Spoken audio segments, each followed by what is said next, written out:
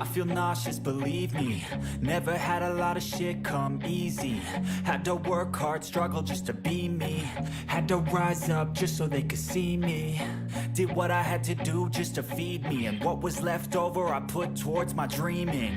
But the only thing in life that has meaning are the things you gotta work for, believe me.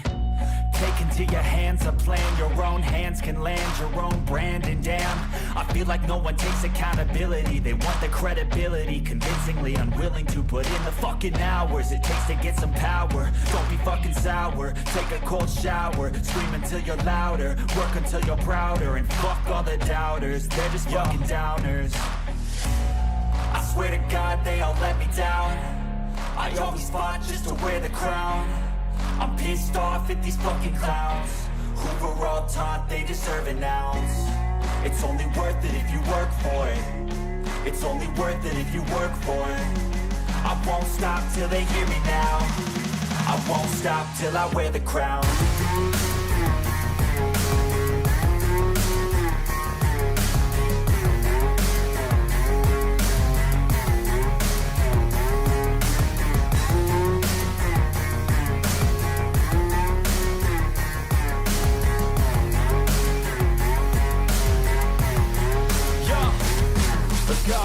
I'm just telling you to fight for your dreams, but it's not what it seems. Man, it's hard to be seen when everybody wants to be king. Yeah, they all wanna ring, yeah, we all wanna be free.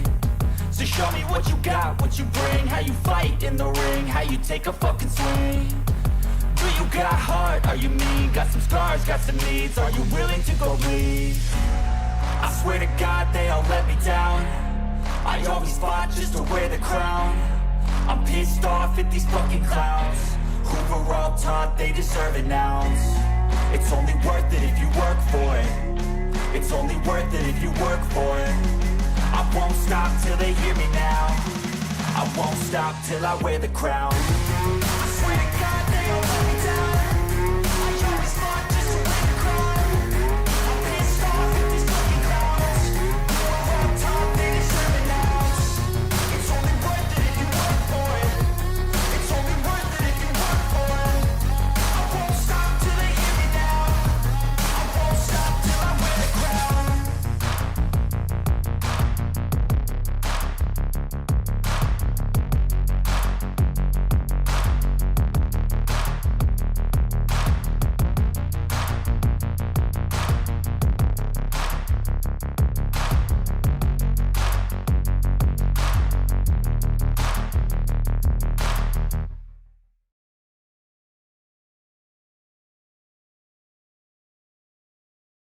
It's another beautiful day. I definitely feel way better than I did the past 2 days. It's not a hundo, but man, I do feel like I'm getting energy back now. Woo, I don't know what it was, but I am happy it's gone. Let's get it, boys. Oh, we got a review. Oh, we got a review. Hell yeah. What is this? This looks kind of cool. What the hell is this? Oh, this is that one game. Oh, you know I'm going to play this game, right? Y'all know I'm going to play the Indian Dark Souls. Yama sent his errand boy. Tell the Lord of Death. Hey, who knows? Maybe if you hype me up enough, I'll probably play it live. It looks really good.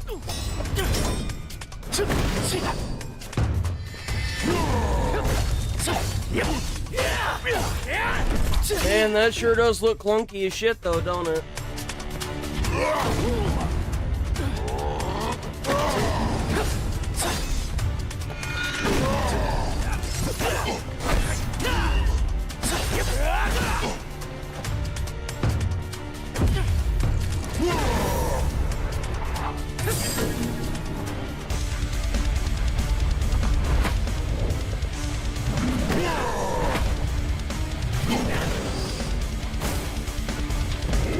Oh! I will drag you to Lord Yama by your tongue. We'll watch some more of this. We'll rewatch. Well, actually, you know what? We'll watch a little bit more of this. I want to watch trailers, man. I want to turn my brain off. What is this? Xbox reportedly considered concealing Blade. Arcade down, don't care. Ooh. Dead by Daylight, Silent Hill. Oh man, stop bringing characters over to that game, bro. Who still plays Dead by Daylight? Ooh, what's this?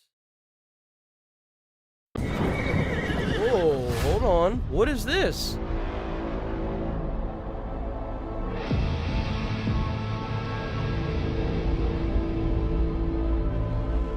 Look around.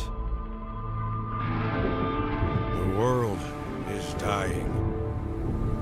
The whole environment is maimed and mangled. This looks good. Yet there is still a semblance of law. Everything has its place. Look at that. Oh, man.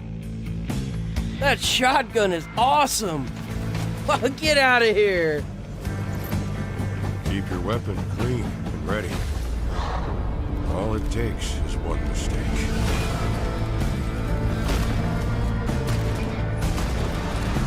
This looks really good.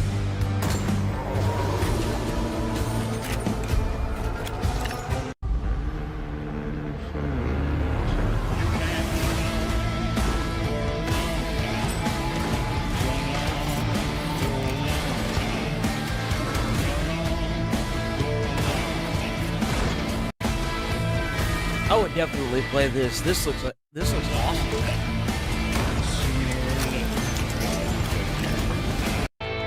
Whoa, what the fuck? Is that a train?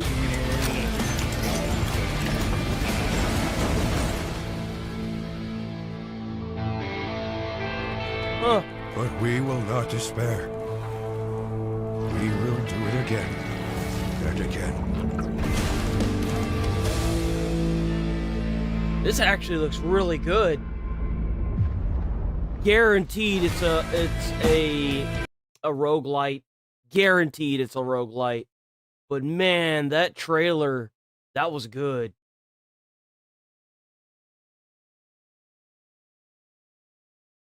Oh, Lord have mercy. Oh, Lord. You have remarkable. You know, we gotta watch them sit there and continue to hype up Assassin's Creed, huh? Cinder City official development gameplay? What is this? Okay.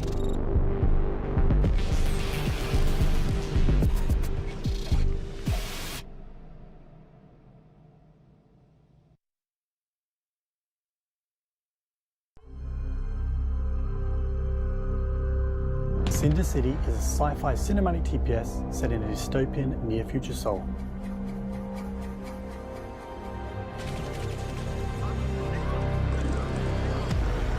The world of Cinder City is built around a single incident that takes place in the 23rd century, an event that fundamentally changes the course of 21st century This looks history. good. What?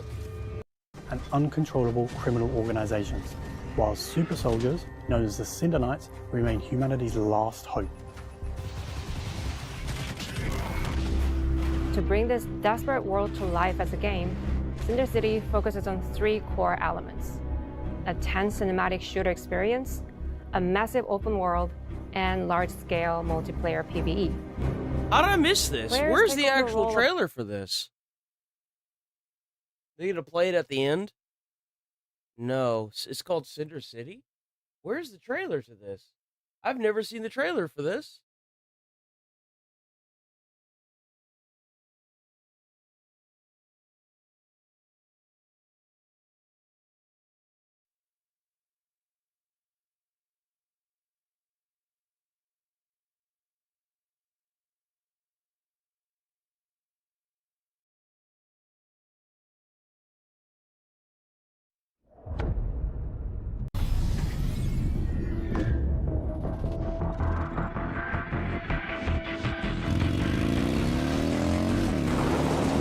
No?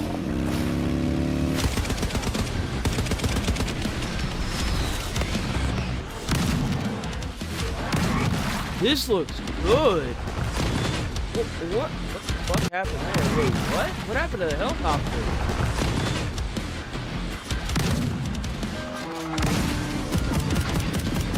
You get a mech suit too?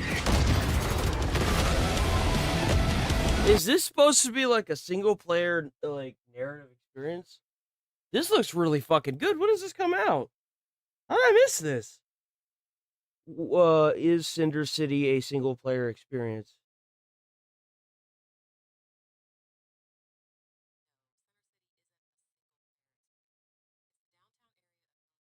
Oh. Is Cinder City the game a single player experience?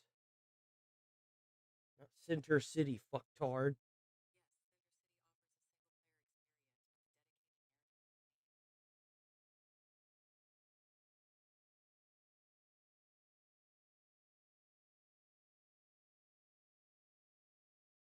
It's designed as a massive multiplayer. It's an MMO. It's trash. Well, so much for that.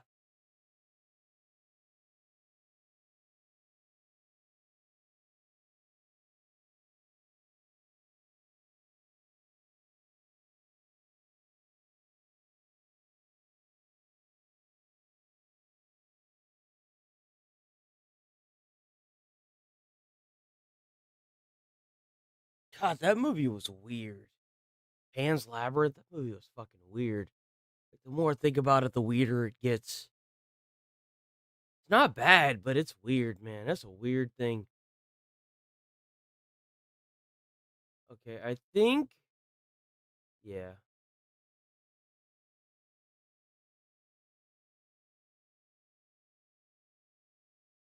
So they were making a Blade game? Really? What's up, everybody? Damon and Beatrix. A lot of y'all don't remember that. Hold on. A lot of y'all don't even know that this is a real game. Blade.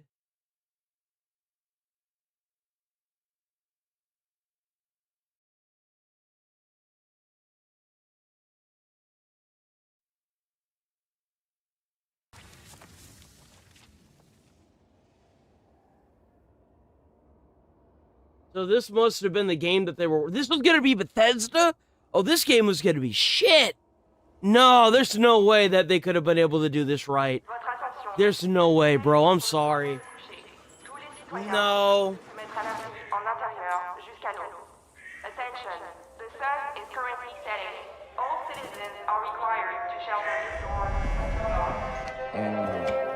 Turn that shit up.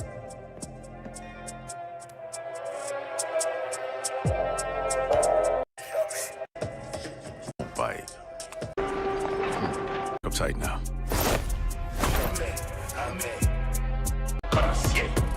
There's no way they would have done that right. I'm sorry. That is a good thing that they canceled that. It is a damn good thing they canceled that. There's no way that was going to be good. No way in hell. That wasn't even what I was trying to find.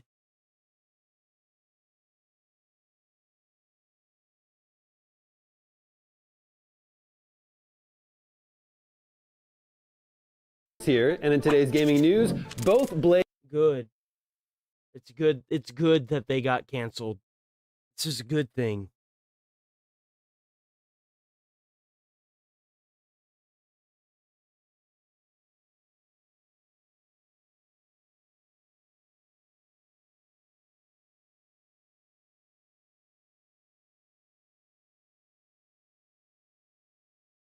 Ooh? Hunting sim. Hold on. Got us a hunting sim. You know we gotta look at that. Oh, please Hello, don't have... everyone. Today, we're happy to tell you a bit more about a tool that we developed that aims to recreate the wildlife ecosystem at a macro level and make hunting feel more immersive. We've called it the Simfauna.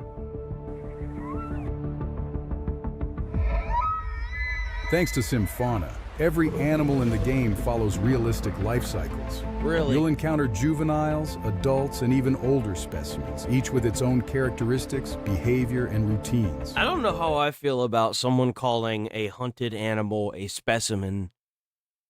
Especially whenever it comes in terms of a 3D animated character. Those know how to feel behaviors about that. aren't random. They're dictated by biological needs: feeding, drinking, resting, and reacting to their environment. It's up to you to observe these patterns and learn their habits. Shape the wild. That's right, you gotta shape the wild, guys. Your decisions will have tangible consequences on the ecosystem. Okay? Each animal also has its own DNA score, influencing its traits. By selectively hunting animals with weaker genetics, you can shape future generations. Generations grow role in some animal species because a specimen with genetic code also plays a huge role in some animal species because a specimen with strong genetics can become the leader of the herd. Kill this alpha, and another leader with the next best DNA will take over. That's weird. Symfauna also incorporates interactions between predators and prey. You might, for example, catch a bobcat stalking prey or a wolf pack coordinating a hunt. But be careful. Predators and big game may sometimes change targets if something more interesting catches their attention, including you. Bro, that's how you know you fucked up. You got a big-ass black bear coming downwind at you, dude. You're cooked. Thank you for man. joining us for this new video. We can't wait to share more with you in the coming months until the launch this fall. This looks really good. I love the idea of the new AI systems, because that's what they are. Trying to butter it up. What is this?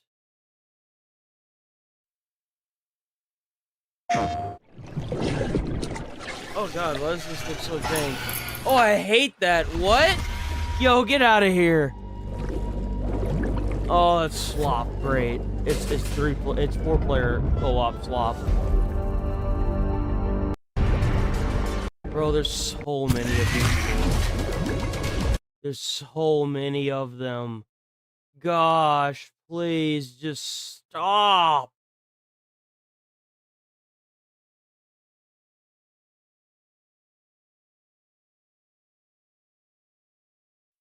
It's another 4-player slop.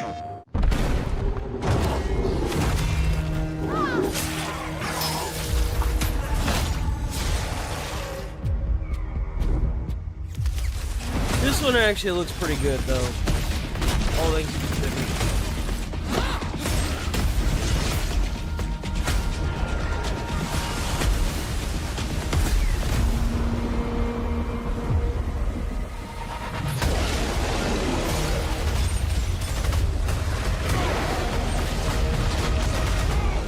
I actually kind of look forward to seeing the bosses in this one. It looks really good.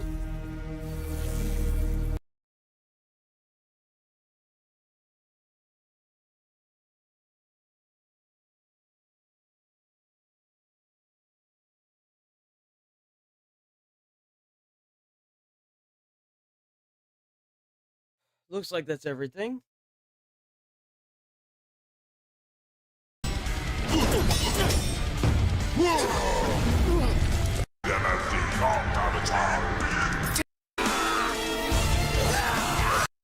Oh wait, what?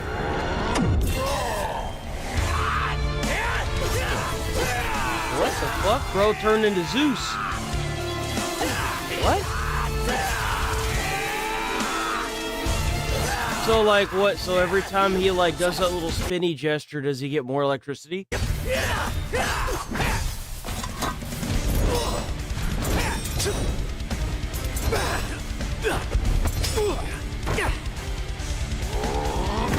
My turn.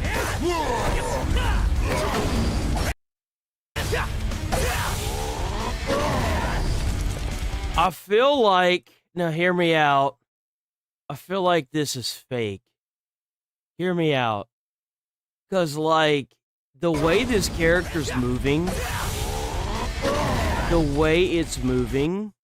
it kind of makes it seem like there are new attacks in the attack pattern that weren't there before. Because this, like, jump flip thing, this was not something he was doing before. This, he wasn't doing this before.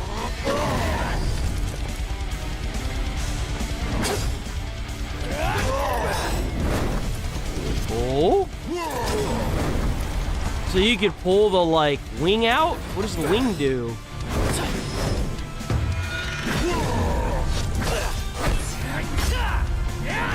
I'm not gonna lie though, the way this character's moving pisses me off. I can already feel the rage building up. It looks really good, but man, the controls for this look clunky. They look bad. This needs some polishing. But other than that... Catch one.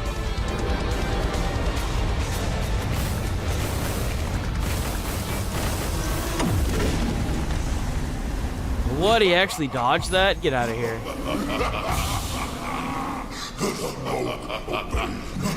And so will you.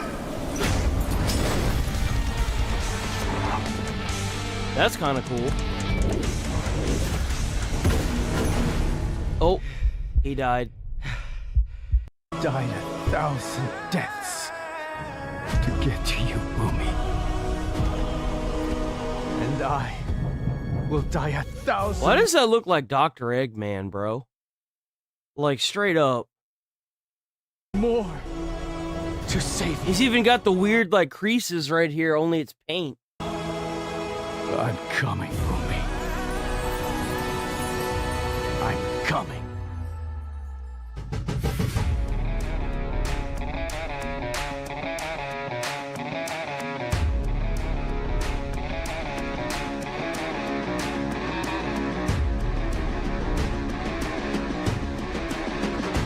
This is like a Super Meat Boy kind of scenario where his Bonnie Lass got snatched.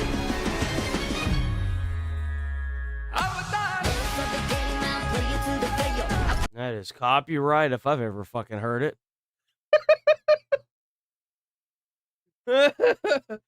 Well, so much for that.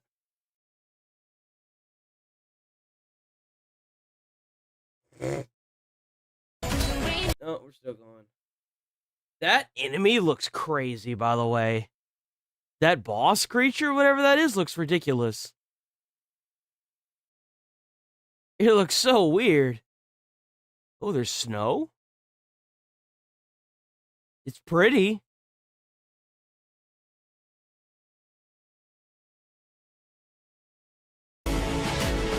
Nope, still a whole bunch of music.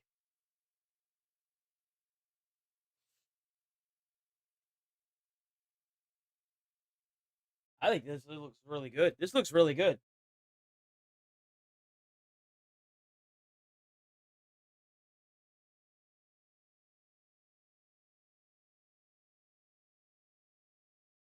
I think it looks really good. Okay, here we go. We got to watch this IGN review. So, to anyone who doesn't know, I've got I don't really like rhythm games. But I watched this one whenever I would get home and pass out from working like 12 hours a day at the United States Postal Service. And this would always be playing thanks to a streamer. After a decade-long sleep, one of Why do they do that? Why do they do that? Nintendo's best handheld... Why they give this game to a woman?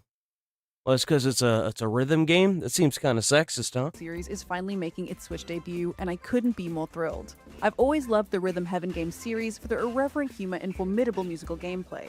And now, Rhythm Heaven Groove has rekindled my competitive spirit, challenging me to tackle an onslaught of tempo-shifting trials in hungry pursuit of perfect scores. Its RPG-inspired beat spell mode isn't quite the hero's American AF. But the rest of this energetic installment is still a more than worthy successor, packed with a medley of Moorish minigames that are both deeply satisfying and surprisingly difficult to master.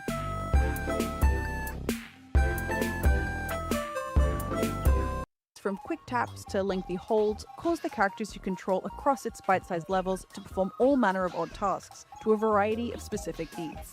You'll accelerate and brake in a sports car to film a promotional video, engage in a Parappa the Rapper-esque call and response with an alien, and dance with a troop of sentient umbrellas. And that's just for starters.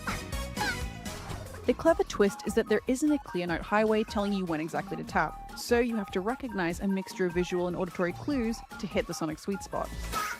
Or you can just turn off the actual like screen and just listen to the music. It's a rhythm game. Reaching rhythmic excellence becomes harder as tunes grow in complexity. Naturally, this process encouraged me to lock in and enter a state of meditative listening to succeed, which felt like the perfect blend of demanding and relaxing. Thankfully, each game starts with an in-depth tutorial that guides you through the upcoming beat patterns. With the help of Rhythm Heaven Groove's adorable mascot, you'll try out new skills one at a time before getting a taste of them layered all together. Even with these interactive pointers, it typically takes some practice to get it right, particularly because the arrangements featured in the actual level differ quite a bit from the warm-up. Arriving courtesy of series veteran composer Tsunku among a handful of other secret artists, the music runs the gamut in terms of both BPM and genre, skillfully flitting between shredding guitars, sustained synth, and percussive performances. Flow. During music ramped up, an amphibious creature suddenly appears in a remix that blends further and you get. Still, the difficulty is carefully balanced, ensuring I was really overwhelmed and continued to feel a burning sense of purpose as I unlocked new games. Yo, IGN fell off, man. IGN fell off big. But you're churlish I and can't watch that. arrogant, That's just prancing around in a uniform that you have not earned. Bro, what's with this neck brace? Hold on, we got to address this neck brace situation. God damn, bro. Look at the size of that neck brace. You ever get into a fight with a boulder and lose? You like, can't hello? spell Edward Kenway without wayward, and the protagonist of Assassin's Creed Black Flag truly embodies the word. At the game's beginning, he spins a story to his wife about riches in the New World and leaves Bristol by boat. I want food that don't make me sick. I want walls that hold back the wind. I want a decent life. He writes home once a year and otherwise behaves like a man with no responsibilities, either to his family or his fellow sailors. After a sea battle spits him out on the shore of Cape Bonavista, he winds up in an altercation with an assassin named Duncan Walpole. Fucking pirates! When Walpole tries to negotiate passage to Havana, Kenway attempts a robbery and the fight escalates to the point of murder. Look at that, guys. Look at that, you can go in between the trees. It's actually coded into the fucking game that you're able to do that. Look at that, guys. Isn't that crazy? Used to be able to do that all the time. Soon enough, Walpole lies dead in Cuba, his body hidden in a bush and his outfit donned by his killer. Guest of honor has arrived, Mr. Duncan Walpole. Kenway impersonates the assassin in the hope of profiting from a deal with a local governor, selling the maps found in Walpole's pocket, which detail the location So is it kind of like Santa Claus? Like when you put the suit on, you attain those powers, right? Every Brotherhood hideout in the region.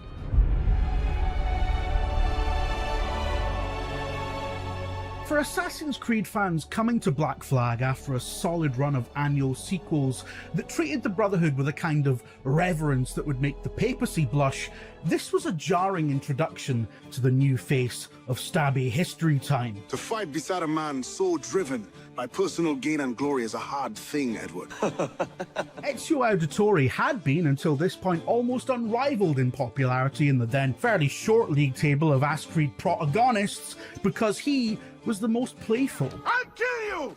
No, that's not necessary. Not all consumed with duty like his predecessor Altair, or dour and unwaveringly serious like his disappointing successor Connor. I shall meet you at our destination.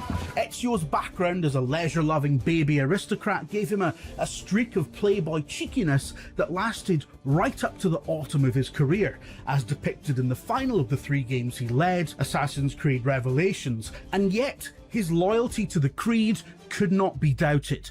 Anointed by blood, turbocharged in his determination by family tragedy, Ezio built up his family's wealth and poured it all back into the cause, living a dual life of shrewd business tycoon and shadow-stalking Avenger. Essentially a Renaissance Batman with better tailoring and the legendary Leonardo.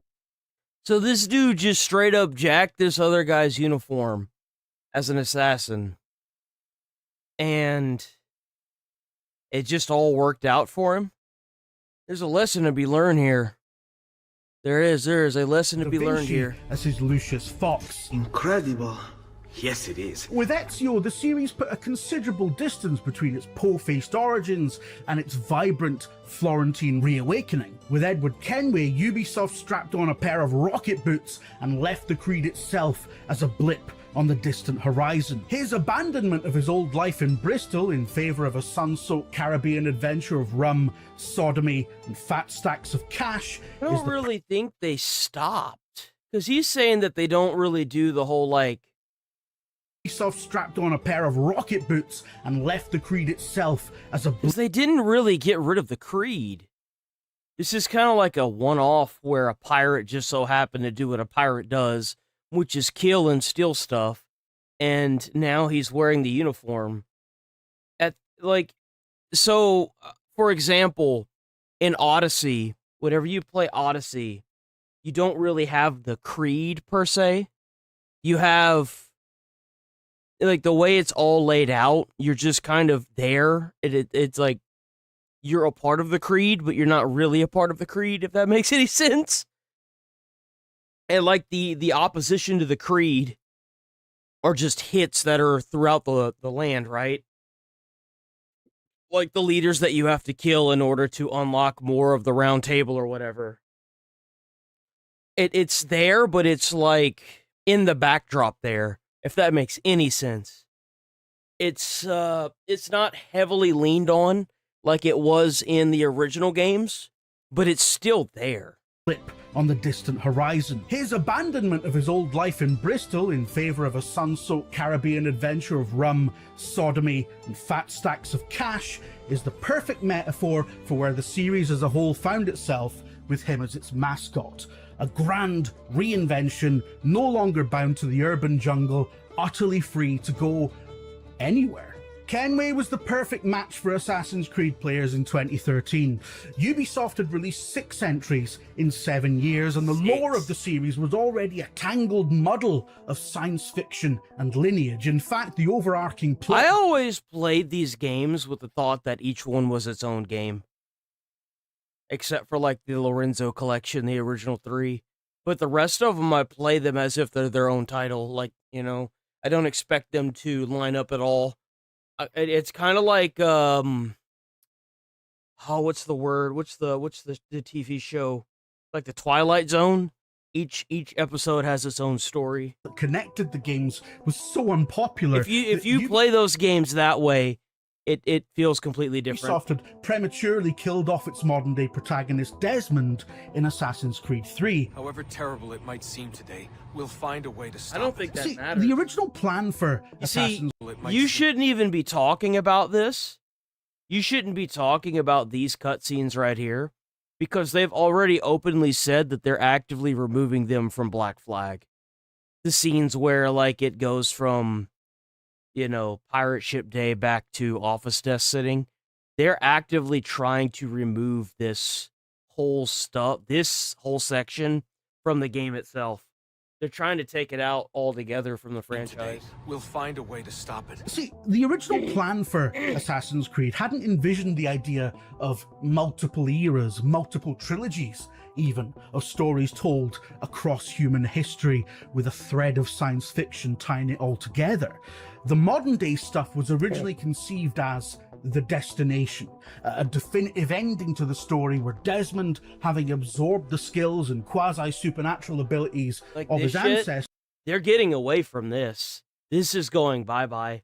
They're completely getting rid of this. Like, these sections right here where you're in, like, the current world and whatever this bullshit is, they're getting rid of this altogether. Having absorbed the skill, thank the God. Templars and their corps to watch _dogs, and it reportedly would have ended with Desmond and Lucy flying off in a literal spaceship to go and find a human. Wait, come again? With Desmond and akin to watch _dogs, and it reportedly would have ended with Desmond and Lucy flying off in a literal spaceship to go and find a human colony of Hollywood attractive parkour babies somewhere in the distant galaxy, which doesn't sound like Assassin's Creed as much as it sounds like the holy teachings of a weird sex cult. My name is Desmond Miles. That was pretty good. Yo, hats off to you, man. Hell yeah. There are still traces of this silly bollocks in funny. the original game and the Ezio trilogy that followed it. The subplot of the Animus having a bleed effect, which grants Desmond the power of eagle vision and the ability to put his hood up indoors without looking completely stupid. But with each new game's modern day segments getting bigger, more intricate, and less popular, it was becoming clearer and clearer that Desmond could not carry an entire game on his own, in part because all he ever did was whine about his dad and occasionally read other people's emails. And so when some genius at Ubisoft decided to kill both him and Luke... The issue is that these cutscenes are going to be non-existent in future Assassin's Creed titles, because it kind of seems like they're leaning more towards the retelling of history than they are of trying to tie these two dimwits back to everything. I think that I could see within the next 5 to 10 years them completely ignoring and never mentioning the Animus again, and them also probably taking getting away from the Creed altogether. I could see it. They've already kind of done it to an extent. A grand sacrifice that would allow the world to continue on without them, while still giving them... Like, if they did it the way Odyssey did in their game, I feel like that would be much more of a enjoyable gaming experience than, for one, like the Lorenzo collection, because like the Lorenzo collection, you would be playing to a certain point, and then whenever it would get really good, they would pull you out of the Animus, and then you would be forced to do like the menial labor that this dimwit had to do outside of the actual history. And that was just so annoying, bro. It wasn't even fun. It was just stupid annoying. Lore. Not him. Lore. Lore about the first civilization and how their interference with early humans led to our various religions and creation myths. Lore about the technology they left behind and its coveting by key men of history, which makes real earthbound geniuses like Napoleon look like all they really did was fondle a ball. Lore about reincarnation and messages carried through time as encoded DNA markers. I'm pretending not to absolutely adore this stuff, but to be clear, I do. I'm such hell, man. Nerd! Break your brain, all right? But you see, what all this led to was Assassin's Creed becoming about as impenetrable as Metal Gear Solid, but with thick layers of what is a... Do not compare these two franchises. Do not. I will fucking challenge you to a duel, motherfucker. Excuse me? Do not. These are not the same in any way, shape, or form. Metal Gear Solid is a masterpiece in every way, shape, and form.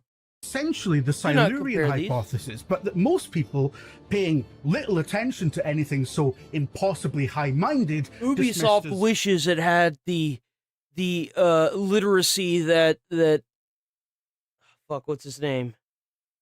Kojima has. Some silly bollocks about aliens. They're no aliens. It's...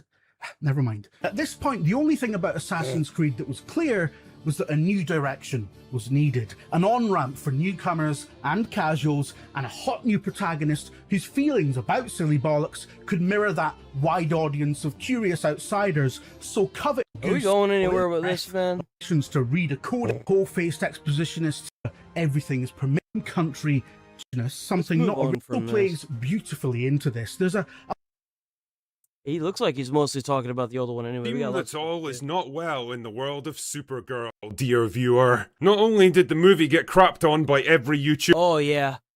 The movie only grossed like 35 million. It's had a net loss of like 100 million. With a microphone, but in a shocking act of corporate betrayal, even the mainstream Supergirl is a super horrendous comic book movie with the worst script I can remember. Reads Variety's review from Owen. James Gunn said he wasn't going into production on any movie until the script was rock solid. For that was the overriding problem with the superhero overkill era. The films had lousy script, which served as generic for the superhero overkill era. The films had lousy script, which served as generic for layering visual effects. I would assume that's what the generic is. Social media turned against it, and That those sucks. guys will defend practically anything without a Y chromosome on the front cover. The film's last remaining hope was at the box office. I mean, plenty of crap movies have taken a critical mauling and still gone on to make like a shit zillion dollars. Maybe there was a third act. Yeah, but the issue is that now the films themselves aren't even making that. The films themselves aren't even making the actual production costs. Not even a fraction. And you know what's crazy is like this film shouldn't have cost $127 million. This film shouldn't have cost anywhere near that amount.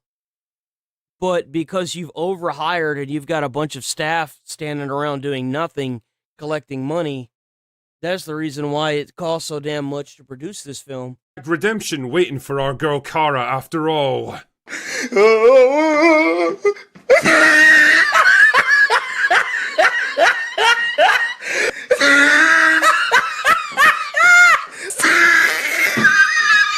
Yeah, it's bad. It's Well, bad. the numbers are in and the final verdict has been rendered. This movie is an absolute, complete and total stinker. In the past month or so, the opening weekend projections have been revised down more times than a UK economic forecast, and it couldn't even hit that lowest of bars. Not only did it fail to take the #1 spot, but with just 37 million domestic, Supergirl performed even worse than Morbius, which managed 39 million. Damn man, even the Marvels managed to bring in 46 million. Black girl magic! Make no mistake, Supergirl isn't just a run-of-the-mill flop or an underperformer, it is a— It's because the character's unlikable. You see, that's what happens when you have a bunch of privileged white women that make these characters. Then they get all offended whenever you call the characters out for being crap. Because they're crap. These characters are suck. Like, do you know how privileged you have to be whenever you make a character that literally wakes up with a hangover and is like, oh yeah, she's a mess, ha ha ha ha. No one can relate to that because the thing is that most people have to get up and go in and work a job from 9 to 5. Like Superman. Superman holds down an actual job along with fighting crime. Spider-Man does the same thing. Iron Man, not to as much of a degree, but then again, you know, people still like him. Like,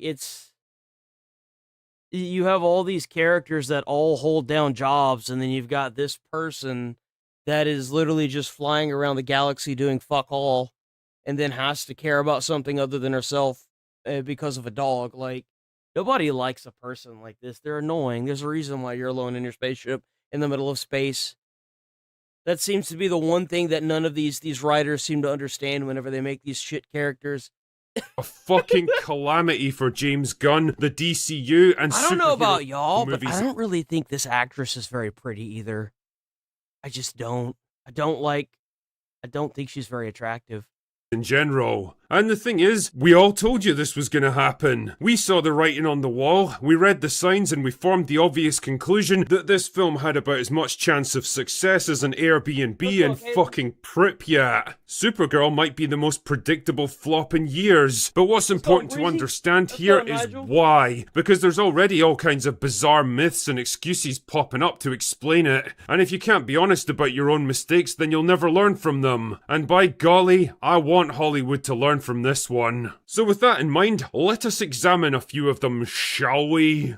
Myth number 1 is that Millie Alcock is somehow to blame for all this shit. There's this weird attempt going on to frame her as a Rachel Zegler type of actor, constantly shooting her mouth off about politics, feminism, disrespecting other actors and shitting on men in general, and the thing is, it's just not true. Most of this is based around off-the-cuff remarks cherry-picked from much longer interviews that somehow became headline news. I mean, I'm definitely not saying she's perfect or anything, and if we're honest here, casting a relatively unknown 5'2" actress with the body of a child and a face that was always going to be compared unfavourably to her predecessors was a bad move right from the start. No, it was always going to open her up to criticism, and boy... I think that I gotta give DC some credit here, and I'm not a big fan of, like, trying to do goalkeeper for them, but if you had a character that you wanted to grow in, if you had an actress that you wanted to grow into a character, you want to hire younger, kind of like what they did for the Harry Potter movies, right? So I understand why they would do this, but if you do this, you have to make sure that the writing is exemplary, because if you don't, it's just going to be bad. And unfortunately, the writers weren't there. Did it come? But my point is, I don't think Millie Alcock is at fault here on a personal level. She doesn't really seem like a bad person. What she is young, impressionable, naive, and not particularly... I think that if you read your script as an actress or an actor, and you don't come to the conclusion that it kind of sucks and that it's boring, just based on reading it, you're part of the problem. Let's be honest here. Media savvy, and historically, there's no group of people easier to bait into saying... I cannot believe she threw her entire career away. Damn, she had it going good. Her and Shia LaBeouf, they had it going good, bro. They had to go and throw it away. They had to go and throw it away. Think about how badass it would have been if they had made a Transformers film that had all of them in it, including what's his name? Cast from Patriots Day. Mark Wahlberg.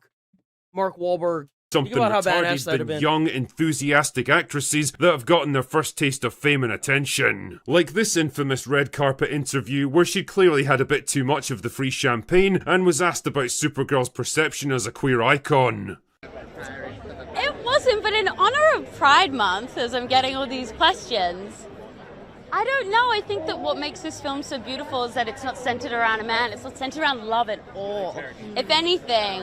But we'll see. I don't really know, but I don't know. I don't know. She'd probably go both ways.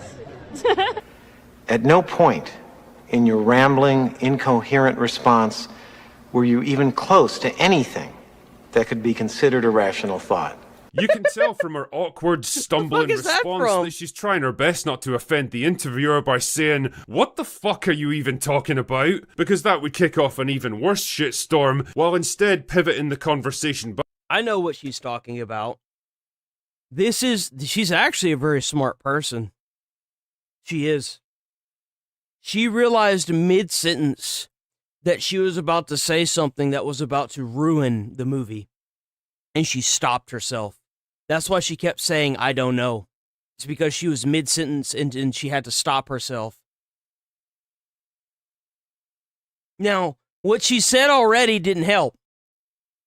But I'm going to tell you right now that she stopped herself from saying something that would have gotten her into a lot more trouble. Back towards the generic talking points that she's been given. She's doing exactly what every actor on the promo tour tries to do, she's just not very good at it. If she'd been a bit less drunk and a bit more experienced, she might have said something like, "It's awesome that the LGBT community..." No, guys, you can't compare Hollywood nowadays to what it was back then. Nowadays, it's just a bunch of rich people that managed to get out of college after mommy and daddy paid to win. And now they're just going right out of college and acting school into movies and stuff. The atmosphere of Hollywood being a bunch of, problematic pedos, I feel like that, now that that's been ousted, it's not as bad. Have embraced Supergirl like this, right? And I think that's part of what makes the character so interesting. There's something in her that everyone can identify with, and that's why I'm super excited to be playing her. Ever notice how politicians never really answer the questions they're given and instead just reframe them into the things they want to talk about? Well, that's exactly what actors are supposed to do when they're promoting their movie. And honestly, I blame the fucking studio, man. Not just for failing to give her the media training.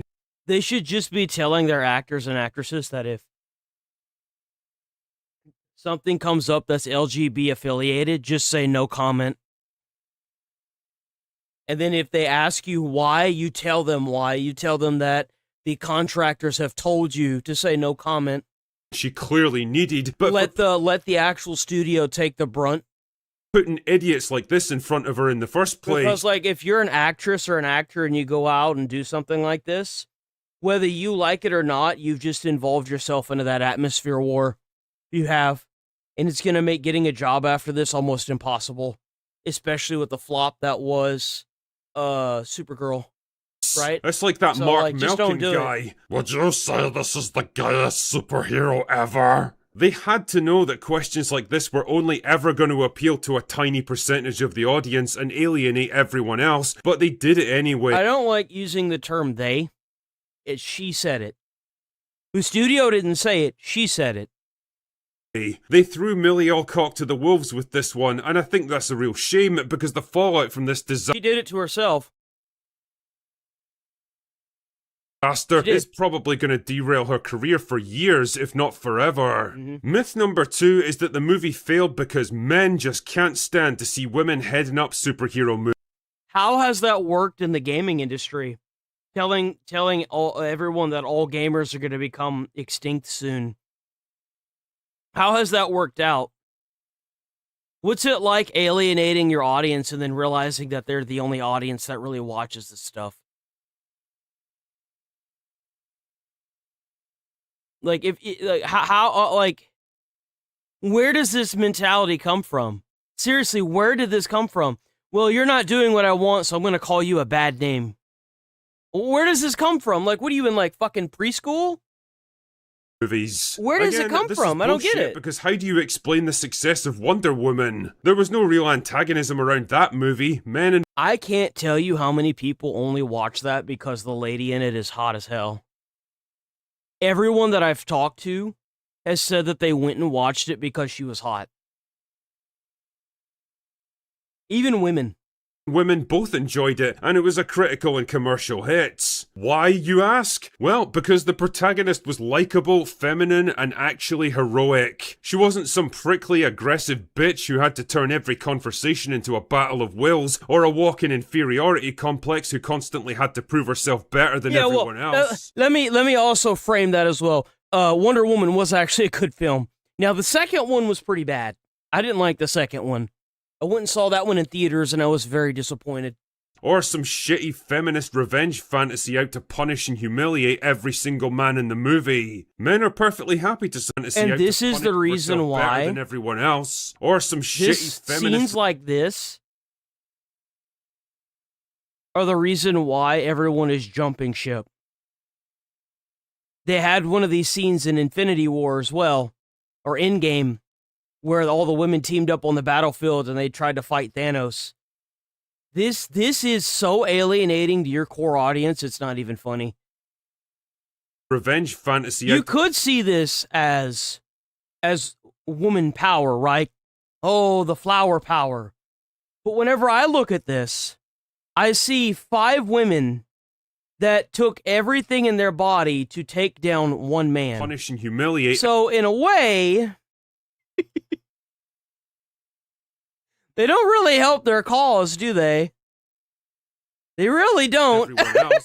Or some shitty feminist revenge fantasy out to punish and humiliate every single man in the movie. Exactly. Men are perfectly happy to support female-led movies on 3 conditions. 1, they don't shit on men for the crime of simply existing. 2, the female lead is somewhat likable. And 3, they're actually good.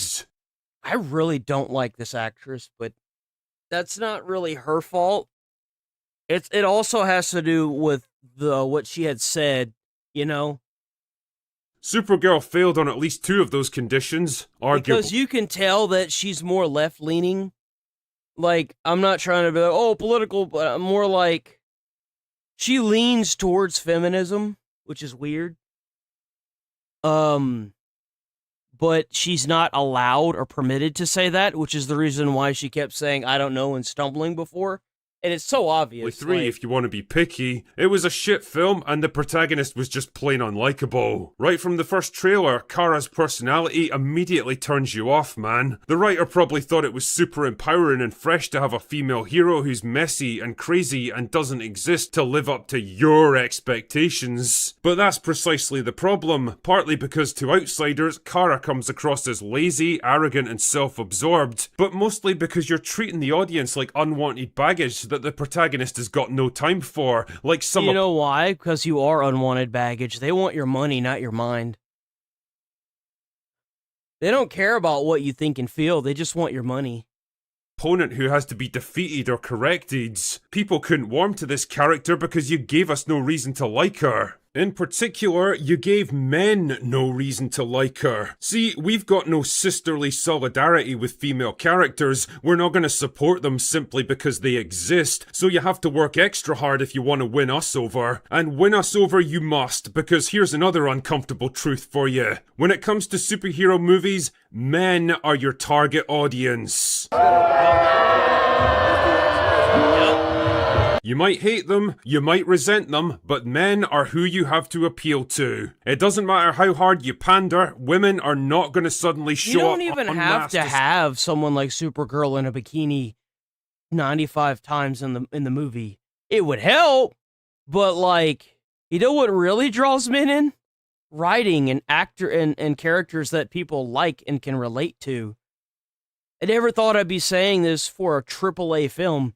The reason why no one likes your film is because no one can relate to your fucking character. And the people that do relate to your fucking character aren't going to go to a theater and watch this. They're going to be too busy going on a shopping spree. Because they're entitled. They have money. You're not going to find anybody that's going to relate to this. You know what would be more relatable? A Supergirl that held down a 9-to-5 as a businesswoman and also had to juggle meeting up with the Justice League or Superman in order to fight crime. Because you would be able to get two baller characters together and see them work well together. Like teamwork. You know, this thing that we're really supposed to be aiming for with equality. You know, teamwork makes the dream work. Does any of that ring a bell? Of course not. Because you've always been so self-centered, making self-centered characters, you don't know what it's like to work on a team. That's why the movie sucks. It's because you weren't ready to work with a team. Like, it's disgusting. It is. It's awful that we have to sit here and witness the fact that we have writers now that don't even understand what relatability is to a character. It's awful. Support your feminist superhero movie because for the most part, it just does not interest them. Men are who you need to appeal to, and you failed big time with Supergirl. Also, there's no getting around this. The writing philosophy behind characters like Kara is like 5 years out of date now. As a culture, we are so fucking over the whole deconstructed hero thing now. It's not cool or edgy or inventive anymore. After more than a decade of this mean-spirited crap, it's become tired, dated and played out. The very thing it was supposed to be a response to. The lazy comfort zone of hackneyed, cynical and cowardly writers who are so afraid of doing anything real and authentic they'd rather hide behind irony and self-mockery. Speaking of which, myth number 3. People were just out to hate this movie because they want James Gunn to— I don't dislike James Gunn. I don't dislike the Guardians of the Galaxy, but they're not the best films ever made. And I never watched a single Guardians of the Galaxy in theater. So, like, I'm not going to go out of my way to watch a James Gunn film because it's James Gunn. I don't really care about that. The thing is like the days of thinking that a director or a writer is in control of these projects is a bad mentality. I can't, like, if they're hijacking games and forcing this into games through threat of termination, who knows what these writers and directors are being forced to do on a daily basis. How much of their, like, creative freedom has been taken away for this narrative. Fail. I mean, as much as I love the idea of this army of embittered Snyder bros working in the shadows to orchestrate one of the biggest media destruction campaigns in history, I think you're investing them with way more He does have silver hair. than they actually have. It's the same story. I'd imagine the reason why they invited him over to DC is because he was easier to work with when it came to the DEI stuff. Content creators like myself. Yeah, we might get a lot of views at times, but do you really think all the normies out there even know or care what we have to say about Supergirl? Of course they fucking don't. We don't make the news, we just report on it. But on the subject of James Gunn, I think it's fair to say that his creative vision for DC hasn't exactly been a winner so far. Why? Well, 2 reasons. 1, people are simply tired of his shit because he was never really a great writer to begin with. Like, again, Guardians of the Galaxy was mediocre at best. The whole deconstructed, cynical hero thing that's coming to the end of its cultural arc is literally all he knows how to do. It's woven into the DNA of every movie and TV show. By the way, Peacemaker sucked. The ending was terrible. And it's so fucking played out now. Man, and sucked. 2, his management of the DC brand. Like, the entire last season of Peacemaker made no fucking sense. There was literally no point in its existence. They could have left it on the first season and have been done with it. Kennedy looked like a model of executive efficiency. I mean, shit, man, at least she actually turned a profit before she burned it all to the ground. He hasn't even managed to do that. His weird piecemeal approach to trickling out obscure, disconnected content with no particular structure, plan, or overarching narrative tying it all together just reinforces what most people already knew. James Gunn is a director at heart, not a studio head. He doesn't have the big picture creative vision to manage an entire cinematic universe like this, and if anything, he seems to get sidetracked on personal vanity projects like Peacemaker or Creature Commandos, while failing to lay down the building blocks that this franchise example of that than the MCU, where even dogshit movies like Black Panther 2 somehow made more than $860 million. DC, on the other hand, stand on its own merits. Any sane man in his position would have brought out the biggest guns in the arsenal. Superman. That's what I'm saying, like, like, the last good film that they made had these 3 characters. Batman, Superman, and Wonder Woman. And it was called Batman vs. Superman. It was a really good film. It was really good. Like, a lot of people hated on it, but I actually really liked it. It kind of sucks, honestly. It does. And Batman, Wonder Woman, give them all their own solo adventures, then have them team up for some epic cinematic event movie. Then and only then can fucking booster gold. Instead, Gunn's DCU is all arse about face, trying to open with shit that nobody cares about in a market for superhero movies that's rapidly shrinking. And well, the results speak for themselves. All of this is to say that, yeah, Supergirl was an entirely predictable failure, but not for the reasons that a lot of people seem to think. It probably would have failed at the box office even if it had been. It looked like the stream dropped a bunch of frames. A decent movie, but as it turns out, it couldn't even manage to do that. And if this is what the future of DC on film looks like under James Gunn, well, you have to start asking yourself how much longer he'll be around. My guess is not long. Anyway, that's all. I think that people want DC to be good so badly that they're willing to take whatever they can to get that copium hit. You know what I'm saying? Like, it's kind of sad to see it. It really is. Outlaw, you fungus. What, you think the law is just a suggestion? Something you don't actually have to follow? You're above it? You're untouchable? I know what you've done. I know your dirty little secret. Oh. You've been in a Minecraft private server at some point in your life, haven't you? Yeah, I thought so. And I might just report you for it. You might be, seeing a little Men in Black show up at your doorstep later on today when the FBI rolls through, scooting in sideways to take you away in cuffs. Yeah, so if you don't know what I'm referring to, there was a big old circus performance here at a California state hearing about the Protect Our Games Act, which has been endorsed by Stop Killing Games. And, well, it turns out so many of you may just be lifelong career criminals engaging in illegal activities going into Minecraft private servers. Did you know that? You thought that you were squeaky clean, a law-abiding citizen, but what you actually are is a scourge. You are a criminal, scum, kingpin, degenerate worm. Did you know that? One part of the bill is around the ability to go on a community server. The author is stating that that's currently allowed right now, so long as you're. If I don't want to misunderstand what you said, as a member. That's correct. Minecraft is currently hosted by community servers. Call of Duty community servers. So it's an option that is out there in existence here today. They're illegal, and they are not in any way affiliated with Microsoft. Damn, just like that, right up under the bus, huh? Damn, that's crazy. Minecraft has gotten a lot of criticism. Now, this is the excerpt Stop Killing Games posted on YouTube, but the actual full source, it gets even worse. Like, the way that she talks about it, I'm going to show you the full clip in a second, but just let that... So, if you have a Minecraft private server, you just got thrown under the bus. Digest for a moment. She's trying to say that if you have a Minecraft private server, then you're doing it illegal, like pirating the game itself. Technically, is what she's trying to say. So that is a Microsoft head trying to say that because they're trying to do the stop killing games, and Minecraft is like big on like online stuff, right? She's trying to like detach the multiplayer online stuff like Minecraft servers from the actual base game by saying that it's illegal. Is saying that so upon alienating your audience, what else have we done, Microsoft? These are illegal. This is a representative for the ESA, the Entertainment Software Association, who's now just coming out here dropping the hammer down, branding fucking private servers in Minecraft and Call of Duty as illegal. Curious.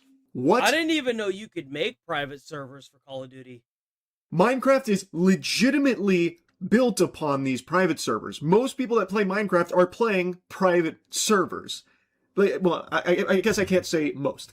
How about we just be safe here? And I don't even remember the last time I got on to Minecraft and played the single player function without like somebody else joining in.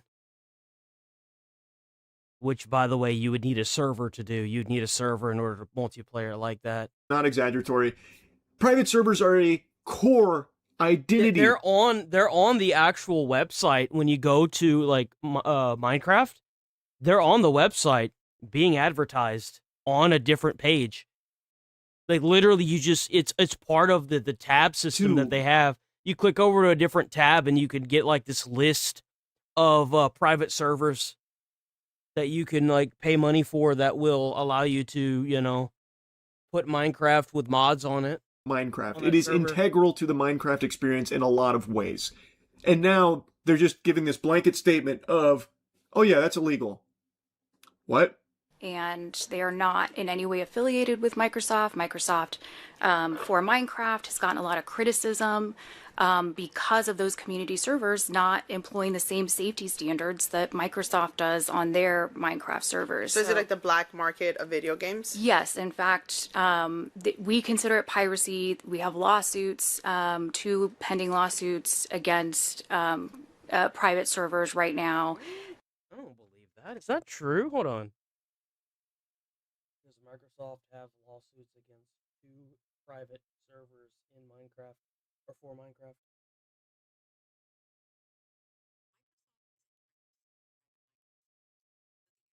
Software Association, representing the industry, use them as piracy. They have noted 2 pending lawsuits against such servers. But there's no paperwork. What? And the United States Trade Representative, in their Notorious Markets reports on counterfeiting and piracy, has named some of these big private servers as a notorious market. Thank you so much. As a member, I don't want to ask the same questions as my colleague because they're... Yes, you thought it was all I hate that they do that they're allowed to do this. I hate that they're allowed to be vague like this. It's so freaking annoying, bro. Like, if I was one of those sitting members, I'd be like, well, what servers are you suing? That I would be fact-checking her. I'd be like, what servers are you suing? Get the names and then do a little background, little checky on them, you know? Big like, private servers as a notorious market. I hate how they're allowed to be Thank you so much. As a member, I don't want to ask the same questions as my colleague because they're... Yes, you thought it was all fun and games playing Bed Wars on a private server with your buddies. Blasphemy. You heretics. think has a separate thing than what they're saying as this blanket, oh yeah, private servers are illegal. We consider it piracy. So this is the ESA, the Entertainment Software. It doesn't matter if you consider it piracy. Piracy's illegal. And the thing is that what they're doing isn't illegal. You can't just you can't just point your finger at somebody and call them a murderer. That's not how it works. Association's position now, branding Minecraft and Call of Duty private servers illegal, and adding that as far as the ESA is concerned, we consider it piracy. So this is Jennifer Gibbons, who's the ESA's Vice President for State Government Affairs, and as illustrated from this article here, it's a load of fucking hogwash. This is dirty barnacles. You can literally download a .jar file from the official Minecraft website to run your own private server right now. So if it was considered piracy and illegal, why is the official Minecraft site providing these?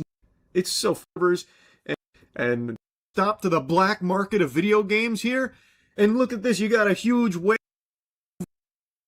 doing shady deal books in it, which Notorious Markets reports in years gone by, but not for the simple fact of existing. Take, for example, 2018 report specifically cited Warmane and Firestorm servers as example of Notorious Markets, two sites which enabled people to play World of Warcraft without paying a subscription to Blizzard, which is quite a bit different from the private Minecraft server you run with your pals or a community server. Yeah, but the thing is that Blizzard had those hosts shut down. The reason for that is because of the gold that was in it, right? From what I understand. Is because it had, World of Warcraft has the gold that you can farm or whatever, and from what I understand is that they were figuring out a way to, port that into the actual game from the private server. For an old COD that no one maintains anymore. That's exactly right. There is a huge difference. As anyone with even a slightly functioning frontal lobe would tell you. But their rights against you're just so that's it, huh? Put the isn't really like there's anything else. Next session we come. So you mean to tell me that these corporations would sooner cut off the server things and call it piracy than to actually admit that they might be killing games and taking them away? Huh? Who'd have thought? Who'd have thought that they would do something like that? I mean, surely not me.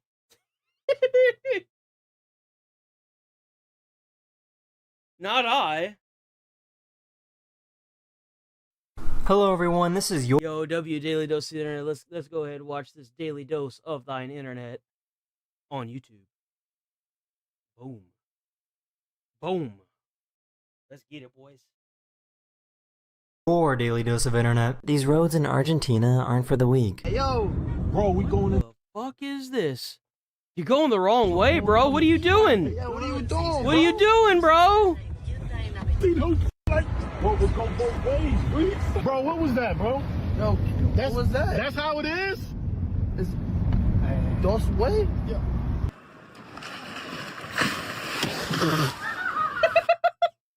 Yo! Way? Yeah.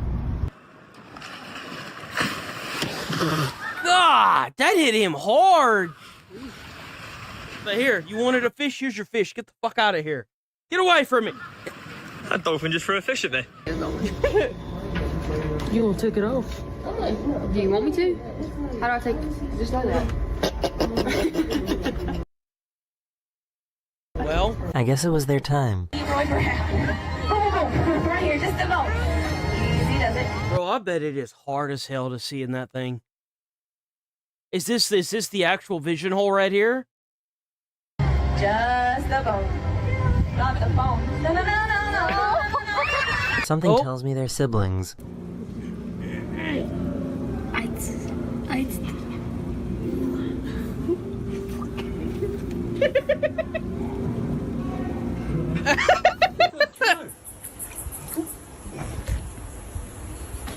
Oh, damn. I'm passing the phone to someone who won't stop putting stuff in his mouth. Man, what a...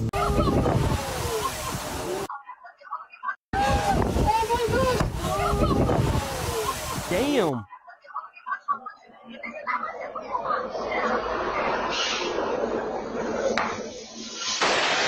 Oh! That truck was booking it too, boy.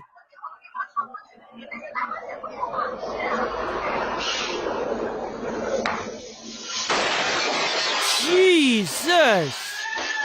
Someone put a rainbow exhaust tip on a Toyota Camry XLE. Car mods are getting way out of hand.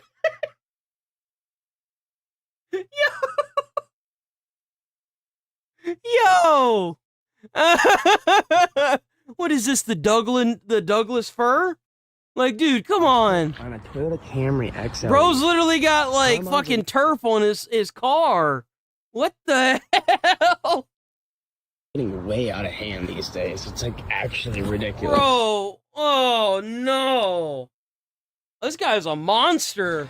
I mean, seriously, you can't just buy How does it keep getting worse? a regular car and then heavily modify it and then expect people to think it's cool. I wonder who's to blame for this mess. Bro, what is that? That looks so problematic, bro. Like, what? How do you not know this? Did you, like... And you know what's sad? I guarantee you there are 18-wheeler checks, like school bus checks. Like, every morning I had to get out and walk the entire school bus. And, like, do an entire, like, run through the brake system and everything. How the hell? Dude, like, seriously. How do you not notice? Oh, my God. Wait, hold on. Guys, don't mind Tony. Tony's making a cake. Wrong side.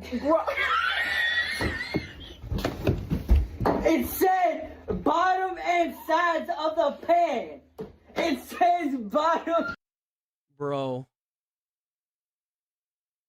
Oh, no. I guess somebody needs to go back to school. And side This is what Cocomelon does to the human brain, guys. of the pan. See, back whenever I was growing up, we had to worry about those paint chips, those lead paint chips. Now we got Cocomelon on the loose, man. What is it? Is this not the bottom? My guy. Is this not the bottom? I'm confused.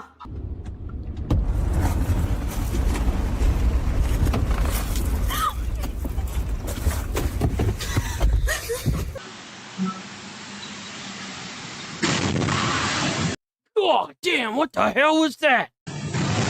Oh! Holy shit! Bro! There was a heat wave in Paris. God damn! Well, this is no drive-through parking. Holy! I guess he needed his truck fixed, huh? There was a heat wave in Paris, and this guy wanted to show how hot it was. Si je mets un œuf là. Regardez bien. Ah! Yeah, I heard that it sucks in the EU right now. I heard that y'all ain't got no AC.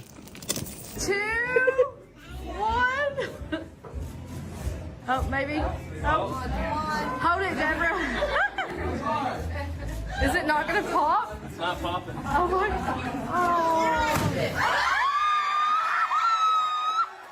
That's funny. Oh no. Oh! Dead. She's dead. Uh-oh. Oh! Oh, damn! Uh-oh. It's the fighting boys. They're going at it. They're throwing hands. They get, oh. Boys. Oh.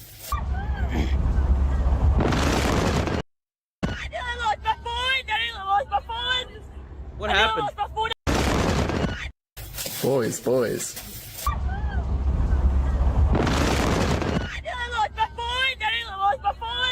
What do you mean you lost your phone? You have your phone in your hand. This guy managed to... Oh, her sunglasses. Ah, you This guy dumb. managed to You capture what dumb. happens when you're on a boat when an earthquake hits. Oh, hell no. The hell with that. Fuck that. Nah, man. Hell nah. hits.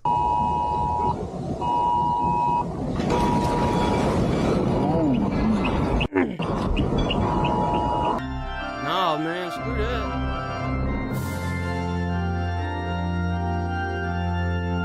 Oh!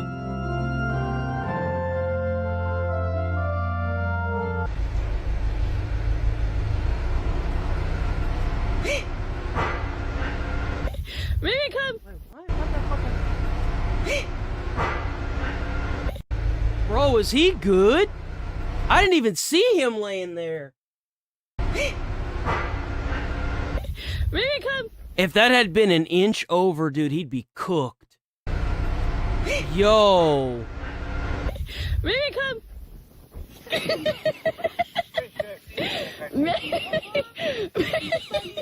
Here he goes. Hello. This is the smallest park in the United States. Is it You really? missed the surprise.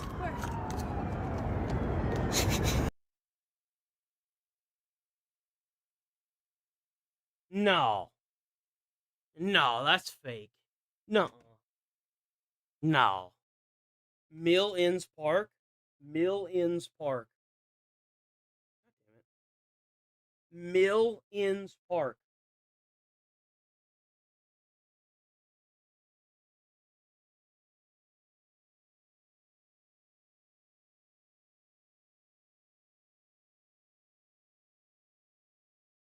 Nope, it's a real thing. That's a real thing. It's a real thing, and people have left it reviews. Apparently, it's got 4.5 reviews. Apparently, this park is like the best park. It's the smallest park. Oh my. What? Bro. Bro. Bro. Oh my god. Yo!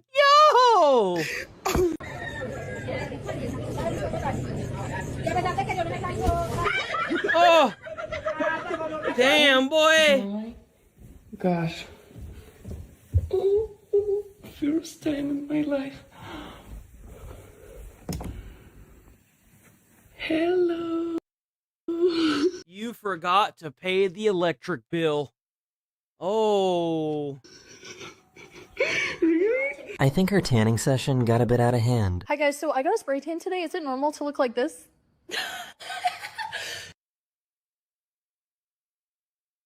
Oh no.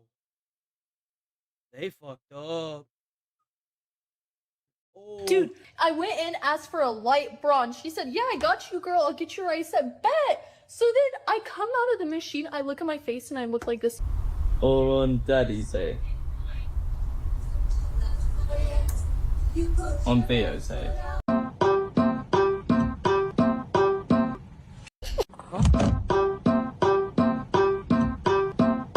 Bro, this car literally doing like a doodle bop like you a child.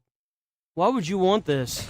You know what hurts me is every time I see something like this, I can't help but tell myself we're becoming more and more like Demolition Man. Where like the world is gonna be babied.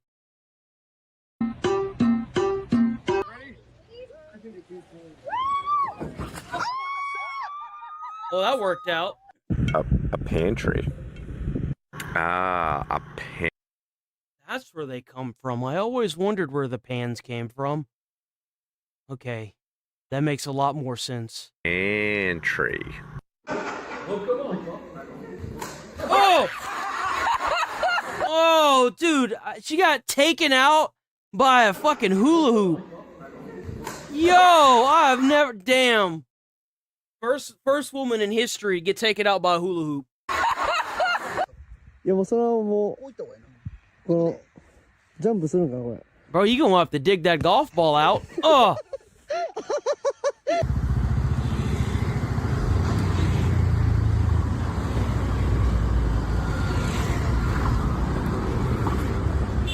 This guy is the definition of efficiency.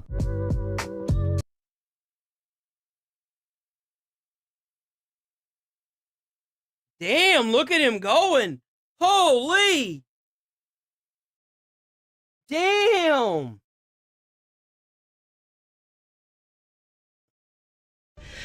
Does that mean I'm running? Dude, you think you got enough fucking lights on that shit or what? With the exclamation mean?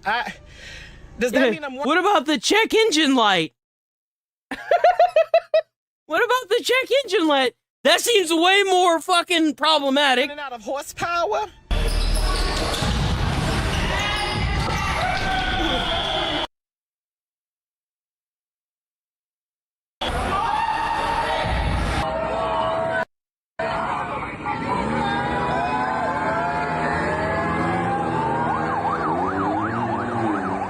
This lady took a pregnancy test and the result wasn't exactly clear. Megan, what did you do?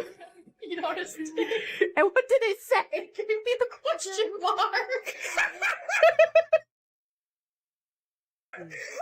Yo, you know you cooked whenever you do a pregnancy test and it basically says I don't fucking know. I don't fucking know. 3. Are you seriously gonna do that? I don't do that every time. Woo! I got excited. Yeah!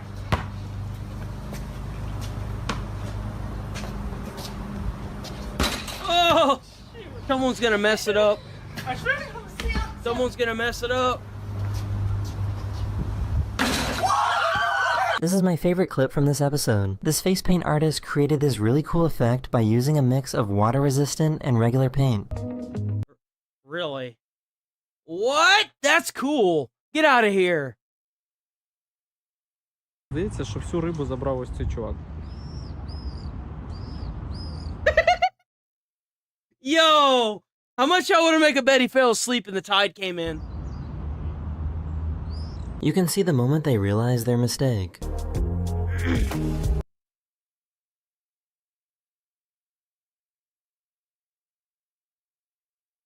Scammer. Oh, there's no notes.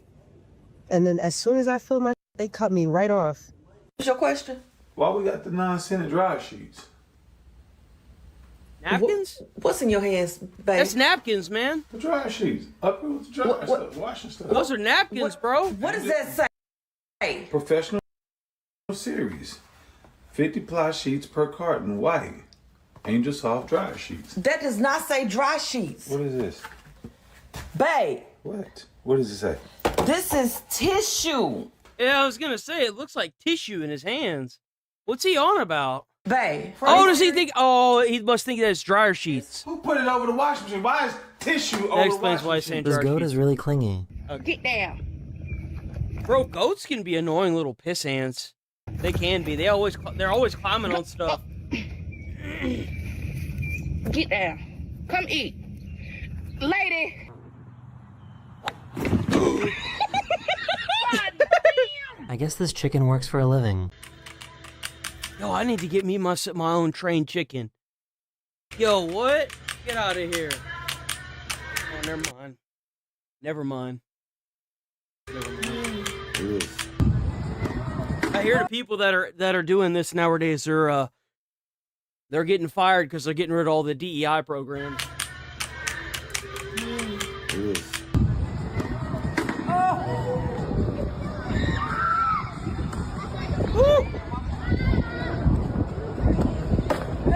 Oh, there it went.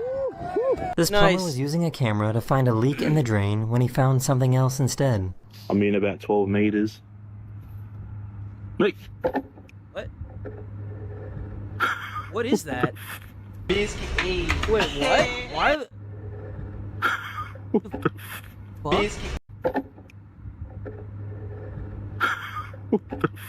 Biscuit. What the?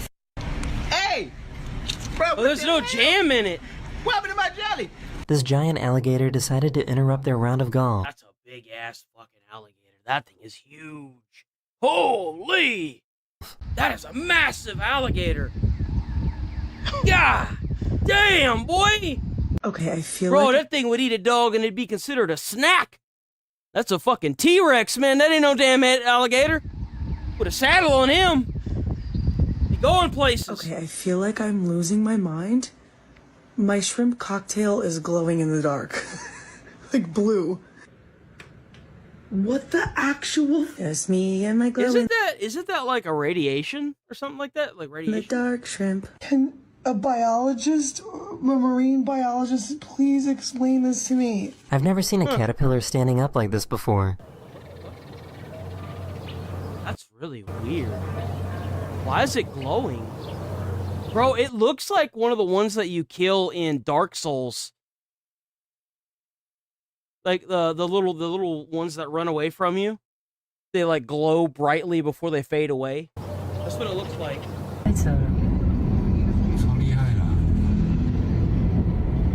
Oh yeah?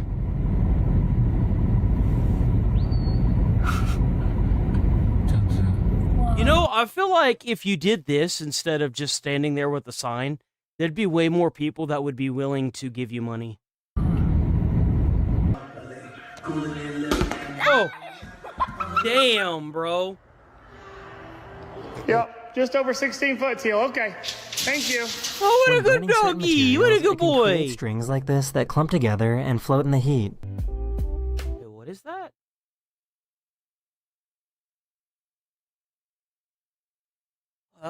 Oh, so that's like, I thought it was water. That's some kind of material that's on fire. Huh. Oh, it sees. Eagle eye. That's creepy. What the fuck? Wait, what? Get out of here, really? It actually has two eyes. This is what? How bad That the is heat wave is in creepy. London right now.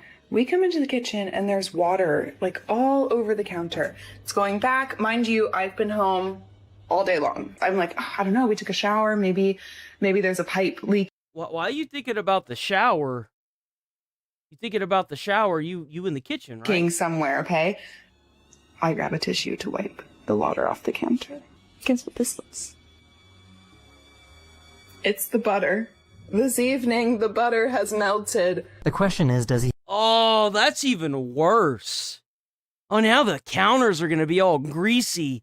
Oh, that's gonna suck, bro. have a big head or is it a big hat? Bro, and it feels like no matter how much you scrub, too, you'll never find it all. Bro, it will be clean, spick and span, and in 3 hours to 3 days later, you're still finding stuff. Oh, I hate it, bro.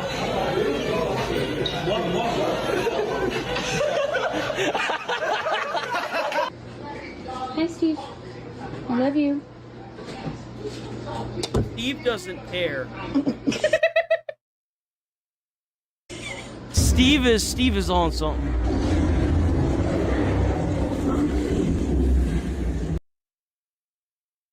Bro, that's what you call recycling right there, big dog. Look at that. That's recycling. You see that? That's right. She recycled that. That's what's up. Yo, she knows what's up. I wonder what they're arguing about. Put it on TikTok.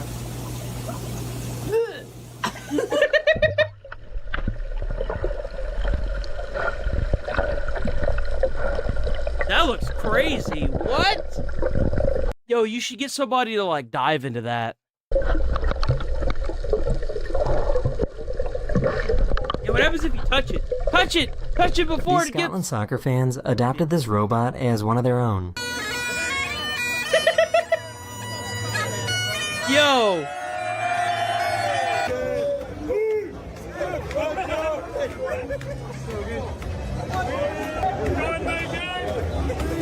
Isn't this that one robot that Speed, like, tackled or whatever and broke? The one that's got, like, a massive following? Oh! In the water! In the water! There goes his sandwich, too. That's the worst part about it. That hamburger's fish food now, big dog.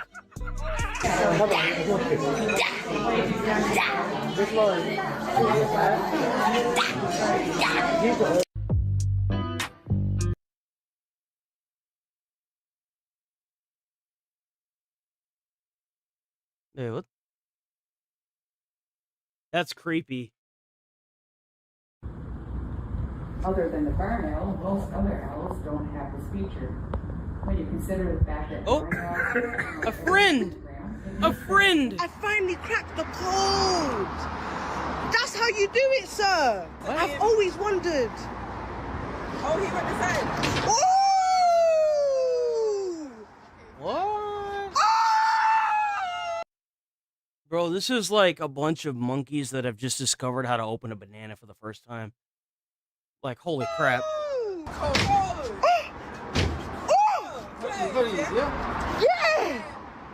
Oh, and he spit. Oh, boss!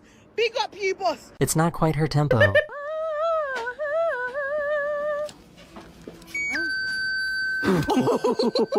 I think this one's broken. I think you broke it.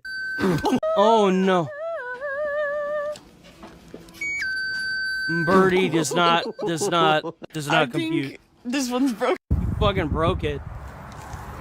I mean, it looks slightly bigger than the other two. So my mum told me that she'd adopted a pet seagull, thought she was joking, turns out she wasn't.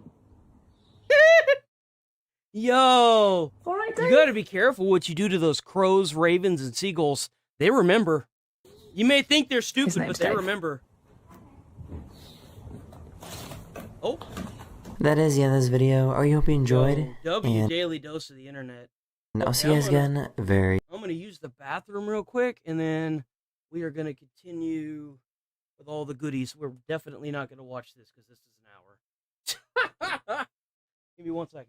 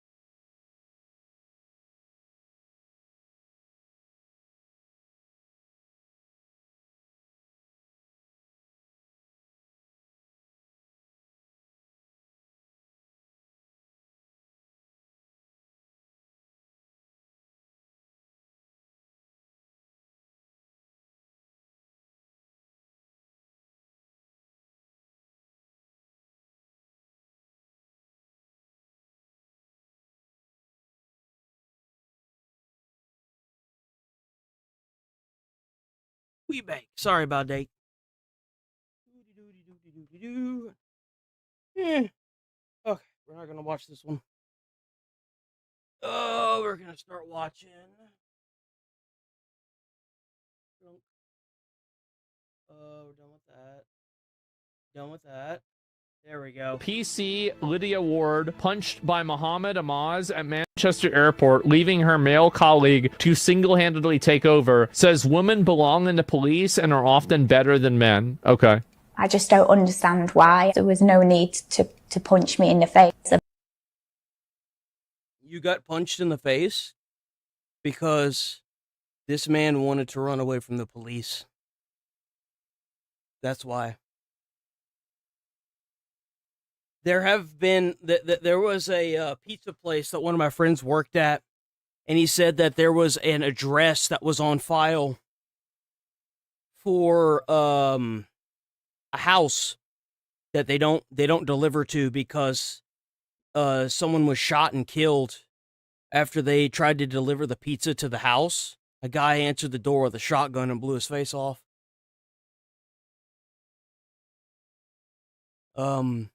People do things because they want to. And instead of sitting here in a fairy tale land and acting like nobody's ever going to punch a woman in the face to get away, even if she's a police officer, is brain dead. It's a brain dead logic. It's kind of sad to think that there are people out there that are stupid enough to think that you're going to find rhyme or reason with a killer. It's crazy. That felt like it. What are you, fucking stupid? He punched you in the face because it pushed you on the ground, and then it made it to where you weren't able to arrest him. You know, it was a targeted assault on myself. When she and colleagues tried to arrest a man at Manchester Airport, and this is what happened. Boom. That punch Plop. broke her nose. You never prepared for that, even though You're a police officer. You're a police officer. You should always be ready for something like that. You know what the biggest cost of firefighter lives is? Negligence. Oh, it can never happen to me. It can never happen to me. Never, ever, ever. No, never, ever, ever. I'll never get trapped. Instead of that mentality, why don't you prepare for it? Why don't you prepare for it? Why don't you get ready in case you're trapped? In case you get tangled up in wires? Why don't you carry a knife? Why don't you carry a tool with you so you can leverage whatever's on top of you off? So this is backwards thinking what they're doing. It's disgusting.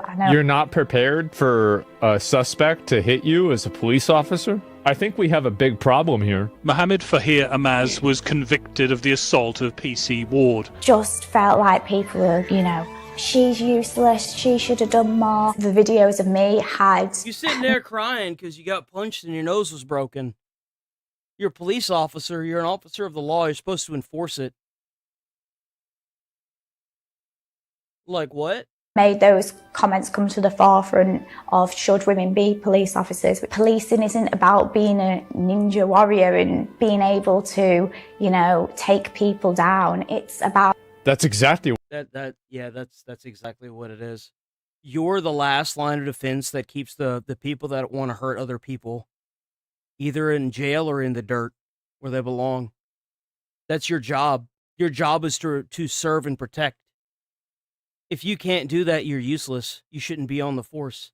what it's about. Yeah, so like if you can't take somebody down and they're running wild and they hurt somebody else, then I feel like you kind of messed up, didn't you? It's about showing empathy towards people in some of the worst days of their life. Because, you know, that's totally what they want to do for you. That's totally what they're doing when they're trying to kill somebody, right? They want to show empathy towards you. Where the hell do these people get off? Like, seriously. What the fuck? This is supposed to be a police officer saying this shit. Or, like, what? Like, how cushy do these guys have it? How about the Seriously. empathy for everybody else at the airport that's having to deal with two psychopaths running around swinging and punching people? How about the empathy for the other people that are going to get hit in the face instead, too? All manner of different roles. And there is some women that, you know, are even better in them sort of situations than some men. Not really though, right? Like we all know that's not true. You got laid out because you're a little woman. You should have never been in the police force. Will always have an impact on me that I'll always, when I go to... You got punched in the face and you're sitting here crying about it. You realize that this lady is getting paid blue collar wages in whatever country she's in to be a police officer. And the first time she's ever been punched in the face, she's on national television crying about it. If that doesn't prove to you that this lady shouldn't be a cop, I don't know what does. Attend an incident as a police officer, have it in the back of my mind, okay, things can escalate, things can get out of You didn't think of that? control very fast, and, you know, you're never actually safe. But now, as a new mum, you thought you were... She has returned to the job. Still, oh my with God. questions. Why? Holy shit. I want to understand, I would have liked to have understood why he did what he did. If you don't understand why he did what he did, you're hopeless. This is going to happen to her again, I guarantee you. Guarantee you. These people have no survival instinct at all. Isn't it scary that they can vote? I want him to understand how that... He doesn't give a shit. I want him to understand he doesn't give a shit. He doesn't care. You know why? Because he just punched a cop in the face, a woman cop in the face, and broke her nose. He doesn't care about you. You're less than dirt to him. Literally, he would have walked on top of you to get away. You're an idiot. You're stupid. You're brain dead. Him doing that impacted my life. Maybe for him I'm to sure he totally cares about that. take some responsibility for what he's done. Show some remorse. An apology. Oh my God. I've not had that, no. I just... Suicidal empathy. Maybe if you get punched in the face 4 or 5 more times, it might knock a few neurons loose in your brain and it'll start working again. Maybe at that point you'll start understanding. No, I don't think she's gonna last that long. She's gonna end up quitting before that, guarantee you. Guarantee you. World works. She's not gonna last that long.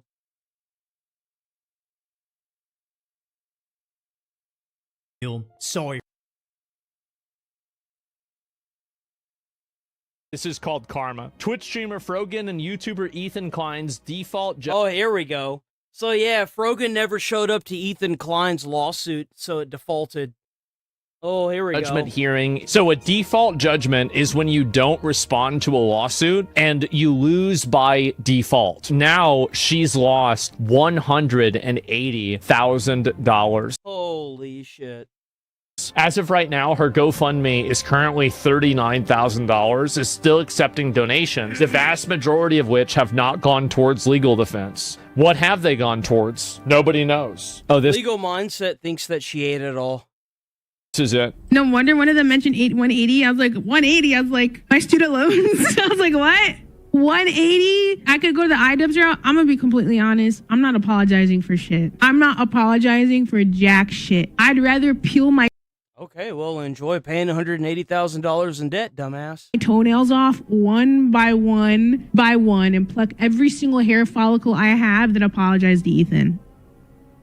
Why do you do this? What's wrong with you? 34 viewers, by the way. 2 hours into the show. At the end of the day, guys, don't worry. I'm cooking. What are you cooking? People love to think that I'm ignoring everything happening. He used to have like thousands.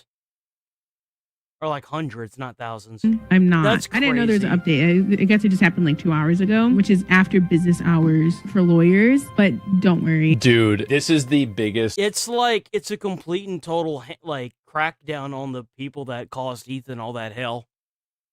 Like, between the viewership numbers that they've had just plummet and the amount of money that they've just straight up wasted, it seems like Denims might be the only... It was Frogan and it was Casey Tron, both got the finger. iDubbbz roached out along with Casey Tron. So the only one left is Denims. Denims is the only one left other than the Snark subreddit. I've had so many calls with my lawyers at 9 at night. You know those guys are around all the time. Team lawyers? I mean, I guess, right? Just to be clear, she raised $39,000 on a It's all GoFundMe. gone. It's all gone. Supposedly the money is all gone because of how she worded her GoFundMe. Me for a legal defense that didn't even show up. I don't know what's going through her head because she seems to think she hasn't lost. But I promise you, Frogan, you have lost. No filing whatsoever from Frogan. No. At the end of the day, you guys don't think I'm stupid. I think I'm she's curious stupid. how you can cook on I it. think that if you've got an audience that is that small, with however, like, I think Frogan's been streaming for like 10 years now, at least. Like, you might just be stupid, lady. Holy Default crap. judgment. I'm curious how you can cook on a default judgment. That's a good question. I can cook. I had the video paused 52% of the time. What is Well, this? why didn't you go to court and fight that then? Like, do you think that this is just some like streamer thing that you don't have to go to? You got a letter of summons, like, well, not a letter of summons, but you've been like summoned to court. Have to do with the? Did you read the lawsuit? I mean, did you even read it? I suggest you all watch it through other people as well. It's the stated malicious intent to steal. At the end of the day, I don't understand why people stalk the docket. It's so crazy to me. It's because people hate you. U.S. military? Who f***ing who? I hope you get PTSD. And I hope you get no health insurance when you get back into fucking America. Duh. How are you confused by this? People are coming in here telling me shit I don't even know about my own lawsuit right now. Oh You my don't. god. You have no idea. But that's no. okay She because it's over now. Doesn't even understand what's being discussed. Whereas like the Frogan one was a lot more obvious. Like default judgment is like, Was it? Wait, was it? Or are you just as... I think that every lawyer that looked at what she was being sued for turned her down. I think that's what happened. Is she, because like usually in order to get in to talk to a lawyer, you have to pay a fee, right? Which is like $300 or $400. It's actually quite a bit. And I guarantee you she's probably spent a couple thousand talking to lawyers and none of them would take the case because they saw how fucked she was, because she openly states why she's doing it. stupid and don't know what happened there either. You have been wrong confidently throughout this entire process, and your audience doesn't know any better, and they're just like desperately looking for something to confirm their biases and to why did the court say it was a default judgment then? It's pretty obvious There's that no bias here. She didn't show up to court. That's what happens when you don't show up to court, man. You get the full brunt of whatever is going to be there. Like, that judge could have been in a bad mood and made her pay like $500,000. She should be grateful.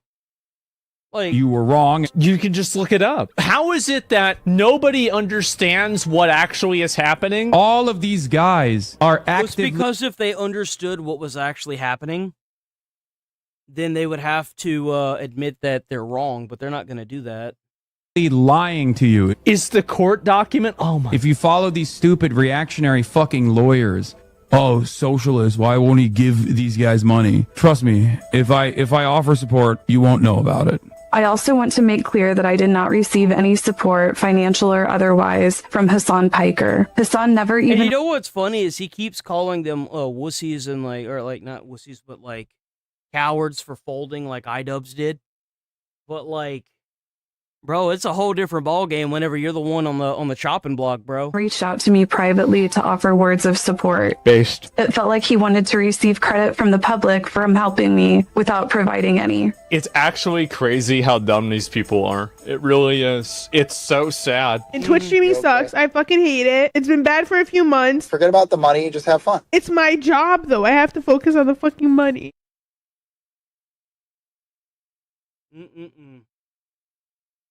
For him.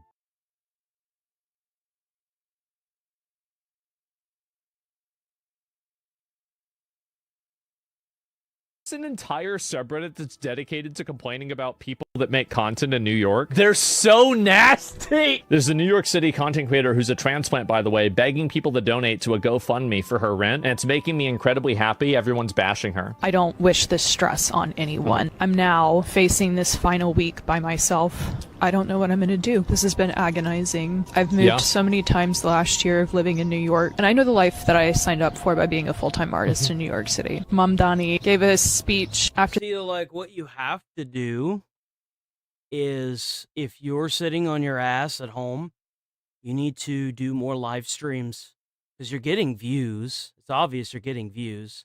You should just do more live streams, more content creation. That's what you should be doing.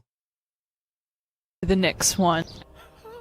You believe the speech? What is New York if not your back is up against the wall, your dream just out of reach? Dude, this is the target audience for Mixtape. Unsure how you'll make your next rent payment. Yeah. And looking at those 99.6% odds that are against you and smiling because in that 0.4% New Yorkers find a way. You're not a New Yorker, you're a transplant. I've just been surrendering. I can't carry it anymore. This is too much for me. I have no safety net. You'll have to figure it out. I don't have family that I can rely on financially. Why would you move to New York then? See, this is the problem, is that people like this make bad... She moved to New York to push this narrative so that way she can get people to donate to her. That's why she did it. There's nothing that is surprising to me whenever I hear that people move somewhere so that way they can use this weird Trump card to, push this agenda. And it's fucking disgusting. It is. You're a piece of shit, lady. Go back to where you came from. Decisions, and then they act like victims when Go back those to California or wherever you're from. bad decisions have inevitable consequences. Is literally up against a wall right now. It's up against a One window, thing that I know actually. for sure is Reminds me of those idiots that went to Canada whenever Trump got into office. They're sitting there over there. They're like sleeping in like actual shelters now. New York, and I belong here. I'm not going anywhere. So why are people get a job? Wow, excuse me, she's a dreamer. Ma'am Donnie told her personally in a speech, how dare you suggest that girlie get a day job to pay her bills? That'll ruin her artistic vision and creative spark. I want this to be a win for all of us. Girl, none of us give a damn if you move apartments. I hate when people talk like this. Who is all of us? Nobody benefits here besides you. And this is the bullshit she's selling. What the? What is that? Is that a cookie? All right, that's it. It's Is that a Sonic roach? Shoe medallion. No. Oh, she can get out of my entire face with this. You know what's funny? Everybody on these snark influencer pages, they're all women. Look at all these ones with long hair. Those are girls. This entitled girl has the audacity to get on the internet and beg for money. Face looks like, look at it, making fun of the way she looks, dude. I myself if someone said this about it. She's extremely homely and unfortunate looking. They're so... You can tell the difference between the man and the woman comments. It's hilarious, bro. That's like the- what? People complained about You me. can tell These the difference. bitches are petty. No one hates women more than women. It's legit relevant because if she were hot, that room would have some first-year lasered analyst in it already. So basically, because she's not being used as a fleshlight for a finance guy, that means that she's a loser. Bro, feminism is gone. Oh, wait a minute. You don't have rich guys that want to use you as a fleshlight? Oh, you're such a loser. How are they so nasty? What's wrong with them? They have to be fat. I don't like gatekeeping New Yorker, but she's the kind of person I make exceptions for. By the way, do you know how I know that this is all being done by women? I think that half of these negative comments wouldn't exist if she wasn't white. It's a green light for them to be as nasty and vicious, cruel as possible. And there's no sense of social consequence or problematic behavior. Not yet. Not yet, anyway. No one is forcing her to live there. Dude, it's all I love pickles XOXO. And this is that same bit. So she's making multiple. Oh my God. She's making multiple boys posts. have gone wild. And it's all about women too, by the way. Every single one of these, it's all, it's again, no one hates women more than women. This validates everything that I've been saying. Everything I believe, everything. That is crazy, though. It is crazy. So apparently Europe doesn't have AC units, and they're dying more to hot air than we are of bullets here in America. Is mogging and flexing on Europeans. China? What, China? So China is mogging and flexing on Europeans. Yo. 给阿黄的猪圈里装空调了。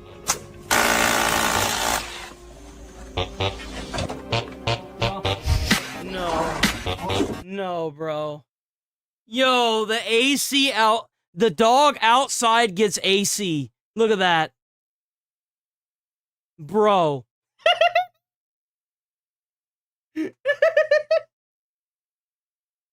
How come it is that you've got people in China that living better than the UK? How'd that happen? Or worse than a Chinese dog. You are living worse than a Chinese motherfucking dog.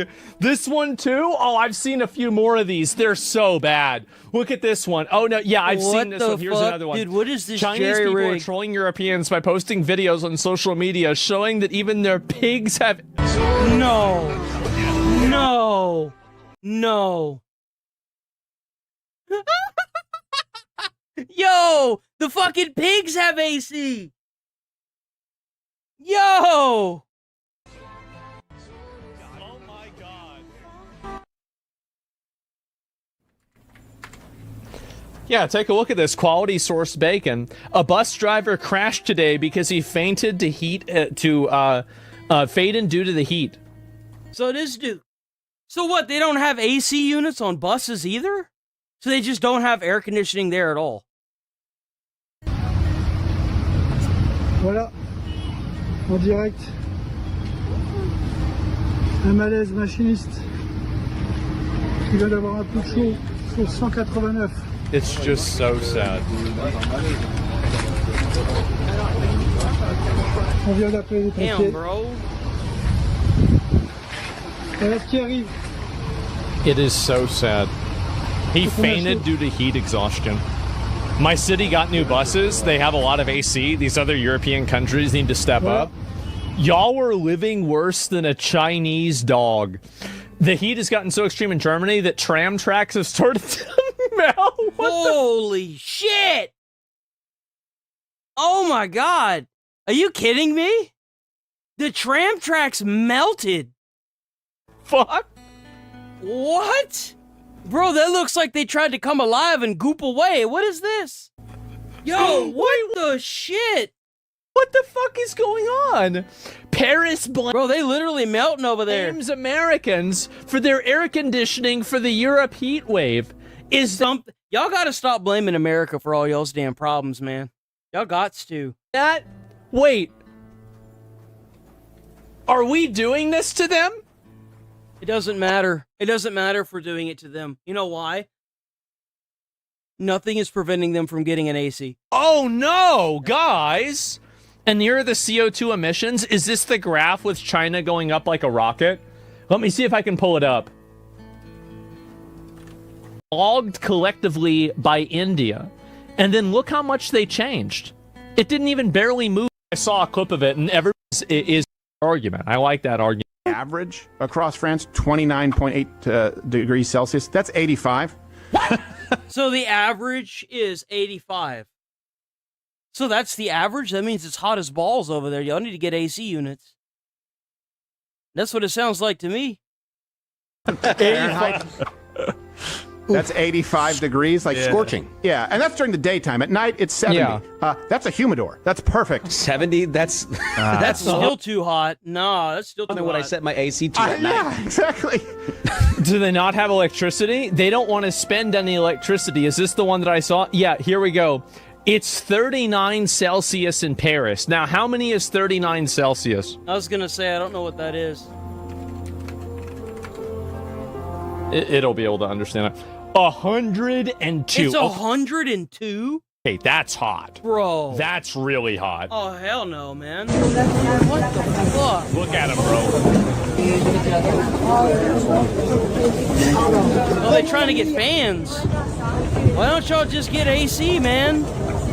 Oh, but the electricity. Just get damn AC unit. Get like a window unit. Jesus. They're like Labubu's. They're all gone. A fan doesn't even cut it. I know, and they're just buying it up like crazy. They just buying those fans to circulate that hot air in their apartments, man. And this is insane, man. A Chinese dog is living more comfortably than a European. It's pathetic. No, a pig is living more comfortably. Well, again, hey, EU is good. Like this is the path that you wanted to have. It is. This is the path. See, like this is the kind of stuff. Well, why and circulate loose? Then we have These people don't wear deodorant? Yeah, I guess so. Jesus, and I was drenched. No. Jesus. No, I bet it's so bad in those subways. I bet it is so excruciatingly hot in those subways. The humidity in there is probably so damn thick you need like a butter knife to cut through it. See, yes, howdy. This is brutal, man. These people don't wear deodorant? Yeah, I guess so. And animation shows the next European heat wave may take shape. So they're going to have another one after this. Oh. Oh, no. Well, anyway, guys, chaos in France. This is so funny. Let me see. What is this here? Probably, yeah. Fans are $10. Just do that shit. Bro, you getting like multiple fans and you sitting there talking about the electricity bill. Like, what? Oh, it's a European fan, guys. Look at that. I mean, a European AC. Oh, that's nice.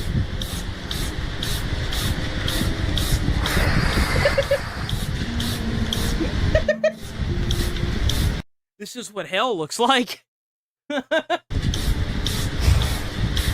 Oh, that's nice. I want to remind you guys at this point that, yeah, true but misleading. Public and commercial. About whether or not Trump is on Ozempic, the new version of Ozempic. Oh, who the fuck cares if he is? What a stupid. But Hassan is almost. What a dumb argument. Holy crap. I don't know if Trump's on Ozempic. Who cares if he is? He's an old man, bro. His body doesn't bounce back the same.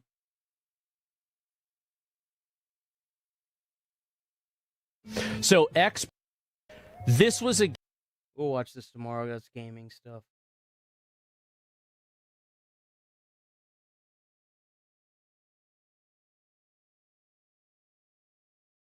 Wait, what? God damn it.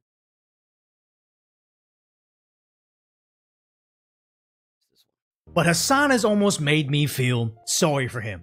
About whether or not Trump is on Ozempic, the new version of Ozempic, which is Reddit. Y'all remember that one cuck that fucking kept coming up in here and he was like, you know what, that's not a good thing to start this video off with, huh? We can have to watch the beginning part. I remember that one dude that kept coming up in here donating $2 and saying some stupid stuff about Ozempic. Y'all remember that? Man. He got real mad whenever I said he should ask his girlfriend's boyfriend for more money. But Hassan has almost made me feel sorry for him. About whether or not Trump is on Ozempic, the new version of Ozempic, which is retatrutide, which is what Clavicular has been using. It's going to be, if you're getting your life advice from what Clavicular is doing as your like North Star of like, oh, he did it, maybe I'll do it, something is going wrong. I think it already completed its third phase of the clinical trials, so Eli Lilly is going to be mass distributing it soon, and your boy will be on it. All of the GLP-1 agonists, they melt your fat, they suppress your appetite, they cancel out food noise, and if you've ever been... I think it just makes you sick to your stomach whenever you get like cravings. Makes it to where you can't really eat. I mean, yeah, big surprise, guys. The best working medication on the market is one where it forces you not to eat. And then people want to tell me that going a few days without eating is bad for me. It's literally what Ozempic does. Fatty, if you're a former fatty, if you're a current fatty, you know exactly what that is. Food noise is a constant thing. I'm always thinking about food. There's not a single moment of the day where I'm not thinking about food. When I'm eating food, I'm thinking... Oh, we know. We know that you're trans fat. That's okay. We know you're my trans next meal. fat. And this is something that a lot of people don't realize. Like, this is a very real thing that former fatties know very well and current fatties know very well. The irony of him saying it, wearing a Democratic Socialist of America, saying, or maybe a tight end, you would be like, so understand that he's built his own prison. Inside his... It's not haunting me. And it is a weight all. I almost feel bad for him until he opens his mouth about other stuff. But the sad to say... I don't feel bad for him. He's been audience captured. I mean, he did it to himself. I mean, let's be honest here. Doesn't really look like there's a whole lot going on there anyway, so. What do we have? Amid falling oil prices. Angel Mom rages at Dems. Not be quiet. Meanwhile, sanctuary city policies were the focus of a House hearing yesterday. Yeah. You know what that focus should have been? When is the best time to use the Insurrection Act, mobilize the military and the National Guard to take back sanctuary cities? That's what it should have been about. And the mother of an 18-year-old Loyola college student who was shot and killed last March by an allegedly illegal immigrant, pleading with lawmakers to come up with solutions. But common ground on the panel was very difficult to find. Unfortunately, if you can't come, hold on, wait a minute, hold on. If you think that there is any other side that you should be advocating for other than preventing the loss of life due to illegal immigration, you have completely lost your ability to serve the people, and you should immediately be put in jail. If you fall off on the side that advocates for criminals running amok inside of cities, you need to go to jail. And you need to be charged with whatever other crimes people have been charged with, so that way you can get a full taste of what's going to happen to you. It's ridiculous that we even have judges that think this way. It's disgusting. This hearing is it's the fourth time in this committee that we've had a hearing on sanctuary cities. The fourth time. And there's many other things that we could be doing other than this. Donald could make it the last. Donald can do it anytime he wants because Donald's the president, but he's not doing it. Why he isn't doing it is beyond me, but... When you send your kid to college, you should be worried about making sure they go to class. Yes. Or hopefully that they have a nice roommate. Or how to help them get a summer internship. Not worried that illegal immigrants are shooting them while they're out with their friends looking at the northern lights. So while some of my colleagues may not want to hear the truth, the same outrage you feel about Renee Good andAlex Preddy, Mr. you Chairman, should feel about Sheridan Gorman and Laken Riley and every Angel family in this country. I do feel that outrage. You do not. Because if you did, you would not support sanctuary Do you feel the outrage about Alex Preddy and Renee Good? You should be ashamed. You know what? He's right. Sanctuary jurisdiction is what caused the death of Alex Preddy and Renee Good. Because you had a governor and a mayor that were both saying, or were both not acknowledging ICE agents as actual police, because they are. That's what led to their deaths. Is a bunch of people in political power that don't know when enough is enough, and they want Americans to throw their bodies at this cause, so that way it makes Trump look bad. That's the problem with it. That's the problem with sanctuary cities. That's what they cause. You don't belong in this committee. You should get the hell out of here. Sheridan Gorman's mother, Jessica, responding with very emotional testimony. Watch here. Thanks for telling me without telling me that, you know, you're here, but you don't want to be. This is the fourth. This is what's going to lead to radicalism and vigilante justice right here. Right here. Is whenever you sit down and then you got these people saying, we've been here 4 times and we haven't been able to solve anything. Time you had angel families. Thanks for telling me you don't care. Yeah, that's basically what they're saying. That's literally what they're saying. They're looking you in the eyes and they're telling you, yeah, we don't really care. It seems like it's your problem, as they go and live in their multi-million-dollar mansion surrounded by brick walls and trying to convince you that America doesn't need borders. Slogans. That's exactly what they're doing. Just can't stand. Explain why people here illegally matter more than your American citizens. Explain why sanctuary policies matter more than my Sheridan's life. I'm just asking you. And this is going to be what makes everybody completely 180 on the Democratic Party right here. Is this. To choose us. We choose you. We choose you. Choose us. Why does my child matter less than an illegal immigrant? Why? Every day I wake up with unimaginable pain. Exactly. Do you know what I wake up in the middle of the night and I think, did my daughter cry for me? She made it 40 feet. She made it 40 feet running for her life. Did she cry out for me? She died on that pavement all by herself, lonely, looking bleeding on that pavement. And I will never ever rest.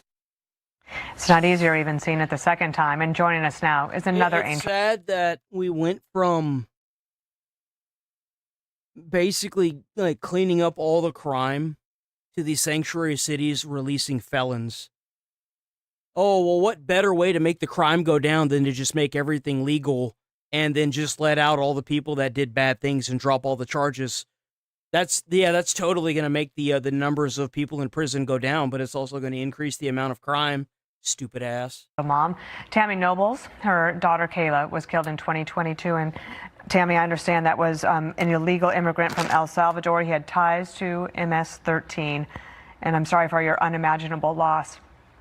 Can you give us your take about the feelings on Capitol Hill that seem to want to just move on from these stories?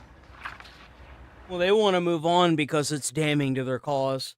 They don't want to talk ridiculous. about it. I have started this journey in 2022. I have been sharing Kayla's story to prevent this from happening, and it's the Democrats on the panel just say the same thing. I'm sorry for your W30 loss. for the clutch, by the way, Fox Crusader, Fox Crusader. Sorry about that. You know, and we're tired of being. Well, doing I'm good, sorry man. Hope you're you're doing tired all of right. being there. It's going to continue to happen if you guys don't do anything, it will continue to happen, and we will continue having those meetings. And it's not like this mother's asking for much. She's really not. The bar's on the ground. Put the bad guys in jail or kill them and deport the illegals. She's not asking. It's laws that are already existent. They already exist. They're already a thing, man. Just enforce them. That's it. Just enforce the law. And we will not be quiet and shut up about our children that were killed by illegal immigrants. We're not going to stop. And you're going to listen to us every single time if you want to or not. Do you hear from anyone in elected office that has surprised you, that has come forward with either compassion or conviction or a willingness to change their opinion on this? Probably not. No. Yeah. Not from the Democrats exactly. at all. Kayla was murdered in Maryland, and Van Hollen's busy chasing an MS-13 gang member to El Salvador and having drinks with him. I haven't heard from him. I haven't heard from any Democrat official in Maryland. I bet. Not one. About not one at all. Not even Westmore, the governor, who's a hypocrite because he wants to do community safety, but then you're sticking up for illegal immigrants. How dangerous, in your opinion, obviously in your opinion, it's got to be very dangerous, but the MS-13 issue writ large, especially in Maryland, and we just had Jim Trusty on, he used to prosecute cases against MS-13 in that area. Has it gotten worse? Is it about the same? Do you know? Well, under the current administration, Donald Trump and officials are trying to improve and get rid of these. ICE, is trying to get rid of these illegal immigrants. They're trying, and the issue is that even if ICE rounds them up, Congress is being a little bitch and won't actually let them be deported. It's kind of sad, honestly. It really is. Like, Trump's doing okay with the deportations, but man, he should just be doing it. Just do it. Still a problem in Maryland.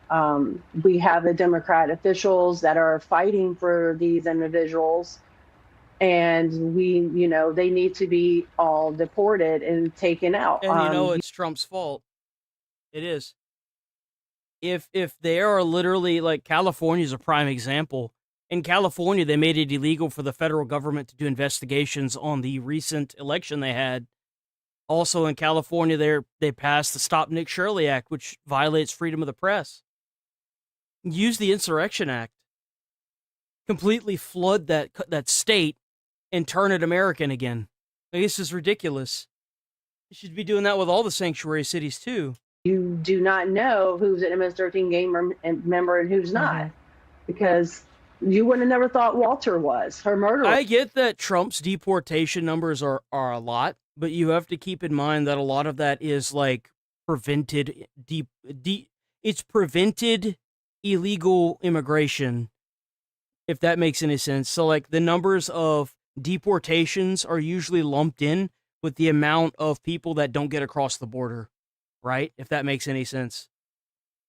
Now, I don't doubt that he's been getting a lot of them, but actually sending them out has been the problem the entire time. That's been the problem for a minute now. I'm kind of surprised more people aren't talking about that, because it's not necessarily ICE rounding them up. It's them actually getting sent out of the country where a lot of problems are happening. He can act like a child and be in the community and act civil, but the next minute you turn your head, that's when his true colors come out. Right. So they can live in a community and be very, and hide. In and amongst all the citizens. Like your daughter, Kayla, what a beautiful girl she was, and you were an amazing tribute to her. Thank you for coming on our show and keeping her story out there so that we can all keep it front of mind, especially as we think about policies going. I mean, who has the most deportations to date? Let me see. I would assume it has to be Trump, right? Which president has had the most deportations on record so far?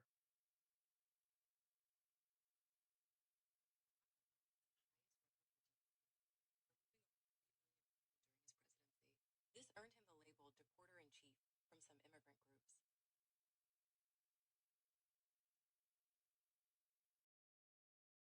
How many illegals has Trump actually gotten out of America?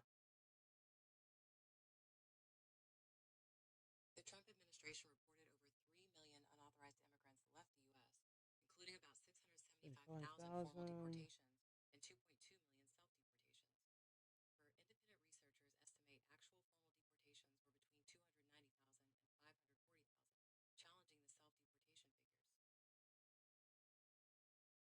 figures. So, like, it's kind of up in the air.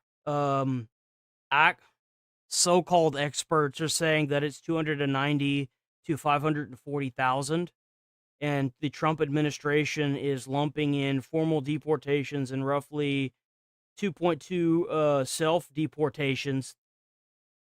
So, like, they're saying that it's 3 million, but until the end of Trump's term, we really won't know.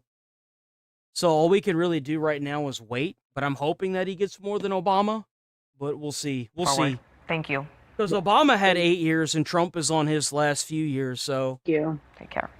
We'll see. Be sure to like and subscribe for all the Fox News latest on. We shall see.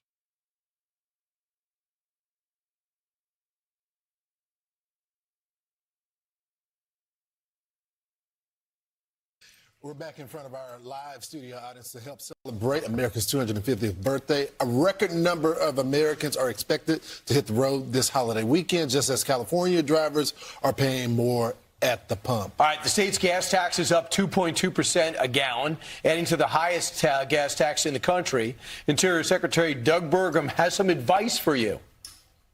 So if anybody's driving for the 4th of July, a holiday, here's a tip. If you want to save over 50 cents on a gallon of gas, fill up in a red state. The average price in red states is 53 cents lower than it is in blue states. The blue states, and I say blue states, those are states controlled by state legislatures that have adopted policies of less energy subtraction as opposed to energy addition. President Trump. But remember, guys, the Democrats, they like all the Democratic states, they put out most of the money. They're the ones that are putting out more money into the economy. His energy policy laying the foundation for peace in the Middle East. Yeah. And let's bring in Charles Payne. He's the host of Making Money. And Charles, the president has said his goal is $2.50. America $2.50. His goal for gas is $2.50. We could get close to that before the end of the year. I mean, look how quickly crude has come down. At one point, we spiked to 121. We came down very quickly. It was always, even with the worst headlines, right around early March. The worst headlines weren't even the worst. They compels in comparison to Trump's inflated gas, Bush's inflated gas prices. If Bush did what Trump is doing right now, back in the day, it was at like $7 a gallon. Like adjusted for inflation, it'd be $7 a gallon of gas. in America today if you adjust for inflation with how expensive Bush's prices were. Late April. I always thought that this was bullshit. Like, I never once for a second believed that, oh, well, Trump's gas prices, ho, ho, ho. And I'm like, Bush had insane gas prices for the time. What are you talking about? Just something late March, early April, something turned.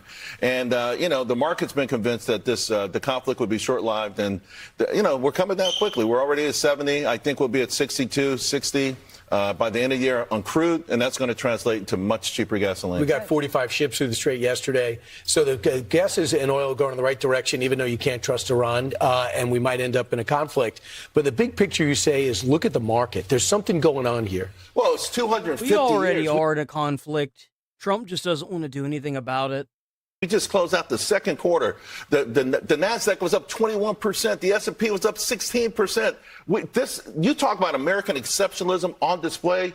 This is amazing, absolutely amazing, the amount of money that's being made right now. The companies that have been resurrected. Think about Micron, a company born in 1979 in Idaho. Someone in Idaho said, I want to do a semiconductor company. They barely survived.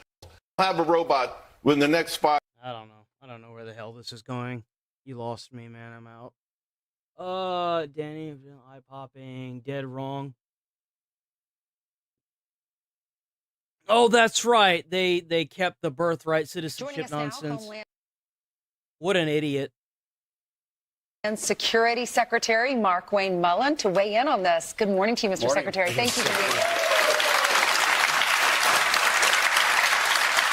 The president, he won some of the victories with the Supreme Court, right. Others not so much. This was one that he had the executive order he didn't want. If you're born here and your parents are illegal, he didn't want you to be a citizen. But the Supreme You shouldn't be a citizen. You shouldn't. That's not how it should work. That amendment was made for slaves. It wasn't made for, like, whenever it was made like, what, to almost 200 and it must have been made around the abolishing of slavery, I would assume, right? Like, there's no reason for this. There's literally no fucking reason for this. But somehow we've managed to mental gymnastic our way into thinking that because you've got two illegal parents that come and have a child on American soil, that automatically gives that child birthright citizenship, which is ridiculous.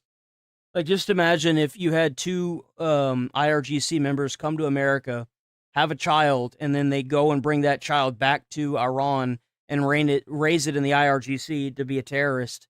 Like that, court upheld that. Crap. Well, it's crap. I think the president was spot on this, and the court is absolutely dead wrong on this situation. If you look at the reason for the 14th Amendment, again, this is way outside what has happened, especially with China and their tourist visas that they get to come into the United States or into our territories just simply to give birth. They'll come in the 8th month, maybe 1, 2, 3 weeks left, give birth here, have a child, then they move back to China, raise a person underneath a communist regime, even though they're a citizen of the United States, and they come back over here. And in some cases, we see that they go to their universities, they're stealing intellectual property, and it's absolutely been a national security issue. This is truly a national security risk that we're having.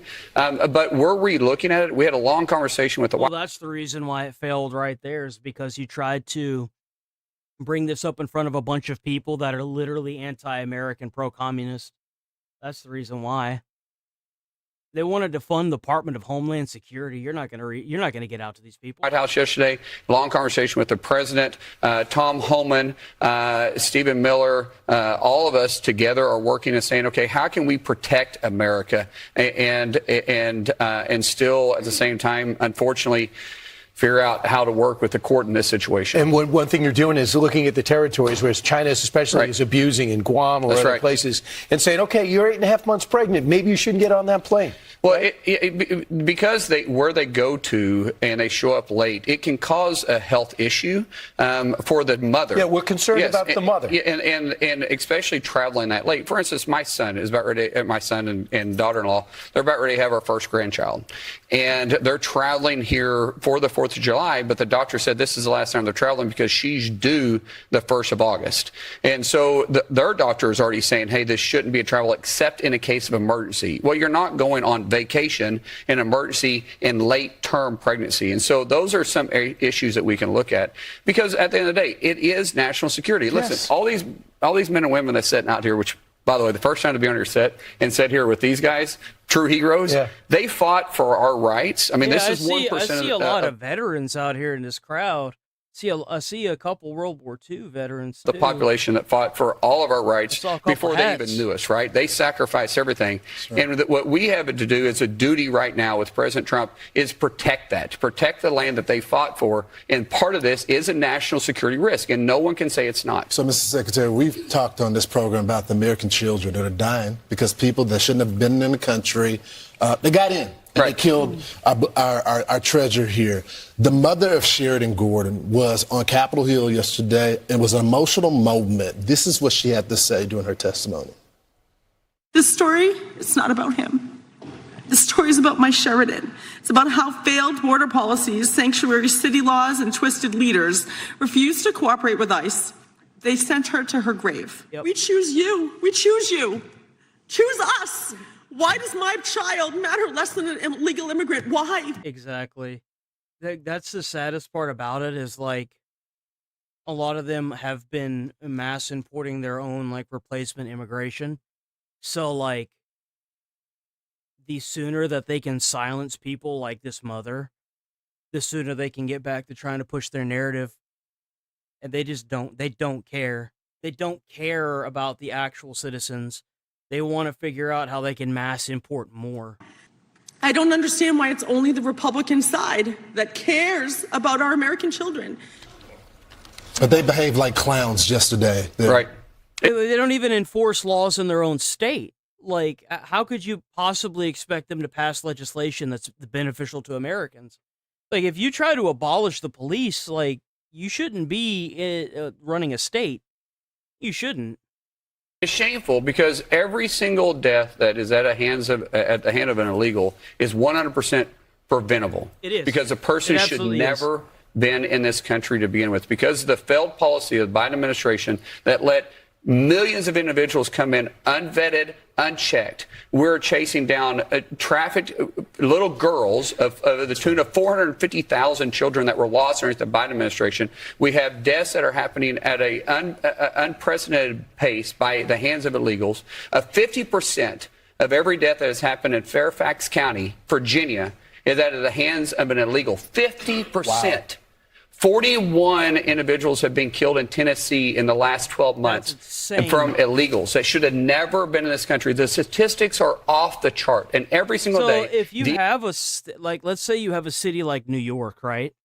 And you import immigrants or you allow illegals to go into your state and you are at 80%. Well, now you're at like, what is it, like 100 and... You import 50%, that'd be like 100 and... It's basic math. 890 to 100, so it'd be like, what, 130%? Like, that's ridiculous. That's fucking crazy. DHS, through ICE, and all the other components we have are fighting to get these criminals off our streets. The worst, 70%, this is a statistic that people need to understand, 70% of every single person that ICE arrests on a daily basis either have already been convicted of a felon or they are being charged with a felony. This is such an easy thing to prevent, too. Just do background checks. It's such an easy thing to prevent. Like, this doesn't need to happen. Just make sure the people that are coming in are vetted, man. That's it. Make sure they don't have a criminal background. 70%. That's important. It's very important because these are thugs. These are criminals that are walking our like streets. Some of them are part of actual gangs in their countries. We're having to fight sanctuary cities. Unfortunately, where we're sitting today, the leadership in New York City right now is horrific. Let me tell you, the police officers and NYPD, they are the best of the best. Literally, we love working with them, and yet their leadership is handcuffed and say, no, you can't work with them. You can't work to get the criminals off our streets. It's shameful. Or out of your prisons. You have a message, too. So we're coming up on year 250. You have an interesting background, American Indian background as well. Right. So when you look back at America 250, we're just wondering if you would take a moment as we get closer and closer to July 4th. What does it mean to you? Well, look, I'm a little country boy from Westville, Oklahoma. This can only happen in America, right? I still own the land, the Indian allotment land that my family walked to in the late 1830s as Cherokees. Wow. No one in my family has ever been involved in politics. I had to drop out of college because my dad needed help in a plumbing company.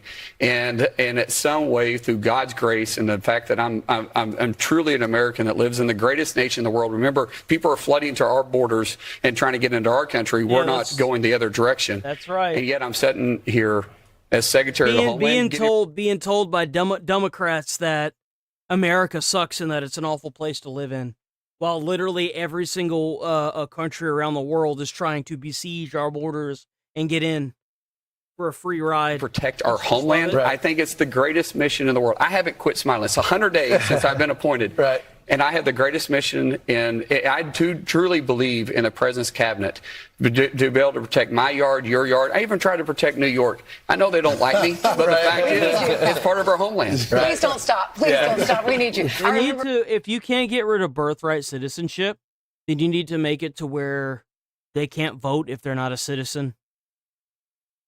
And you have to implement some form of like voter ID. That's what's going to have to happen here. When the president asked if you would be on his cabinet and you said, I can't wait to call my dad or something like that, I was like, that's so cute. Well, my wife. Yeah. Wife I want to make first. sure I say wife. That's right. That's right. 29 years of marriage. Billy has a question for you, Mr. Secretary. Yeah. Good morning. How are you, Secretary? Hey, brother. How you doing? All right. You must be a fireman. Yes, I am. You spoke about the youth, but how are you?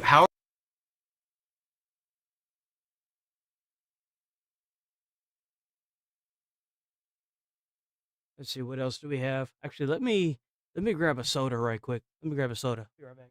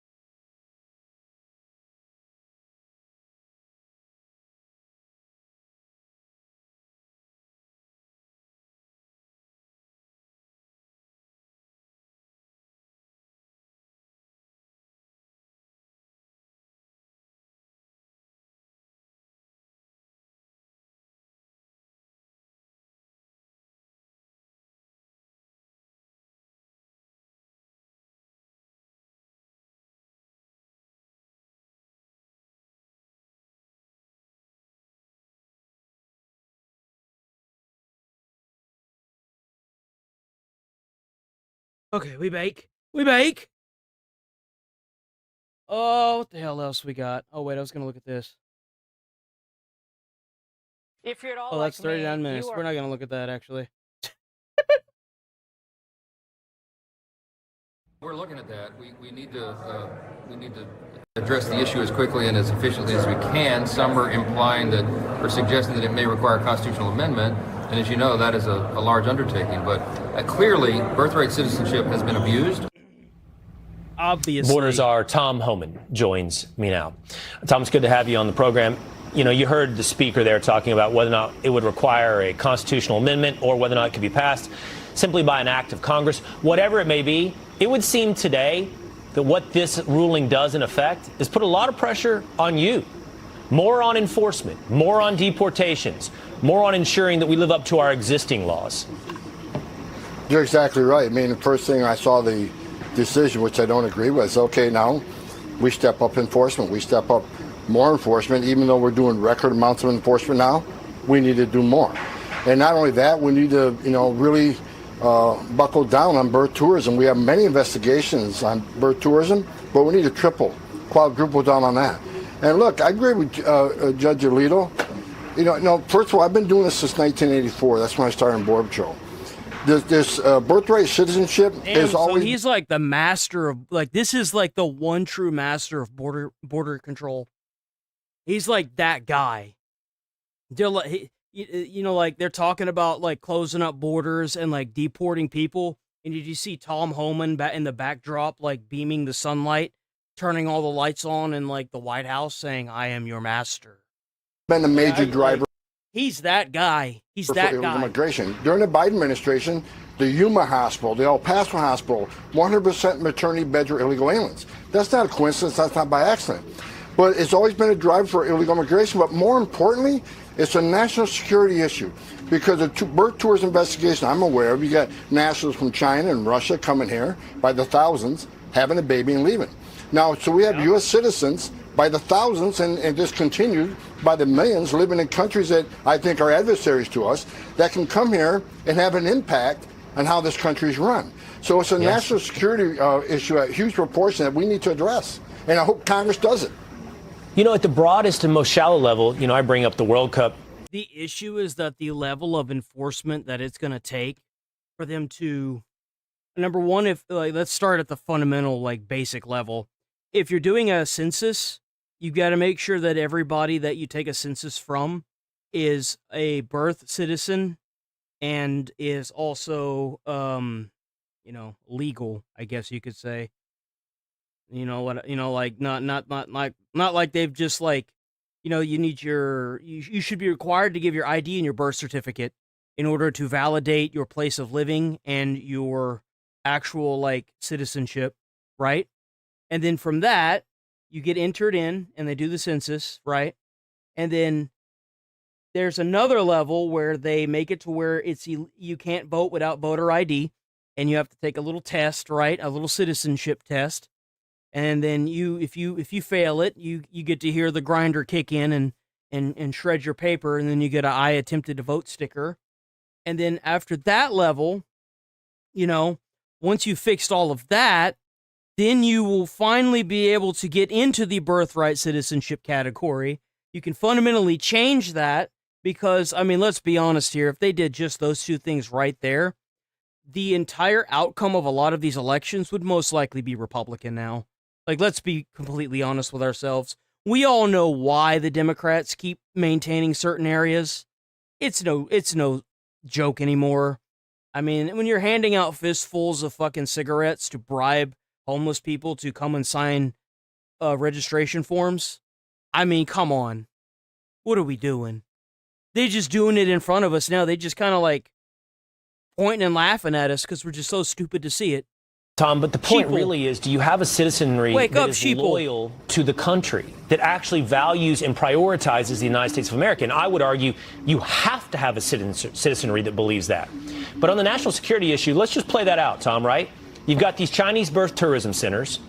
A kid could be born here, taken back to China, raised under the Chinese Communist Party with that education system, and then have American citizenship to come back with those beliefs and run for the highest offices in the land and have power here in America. Is that right? That's absolutely right. I think it's one of the biggest national security issues we're facing right now. Under Biden administration, the open border was a huge national security issue, but this year is equally important. That's why I was very disappointed in today's decision. And that's why I agree with President Trump. Congress needs to get on this right away. And you're right, as far as the love of country, I mean, all these illegal aliens coming here and having birth, you know, do they love this country? Well, the first thing they did is violate the laws and enter illegally. Birth tourism, they lied. Exactly, like they don't respect this country. They don't care about this country. They're here to have a terrorist baby and then go back to They come here and have a baby. They didn't come here for business. And finally, how about the millions of people standing in line, Will, taking their tests, doing their background investigations, paying those fees that want to be a part of the greatest nation on earth for the right reasons? They're not going to love the country the way the people, the millions. Well, yeah, they're turning the country into where they came from, so they're not going to want to come here.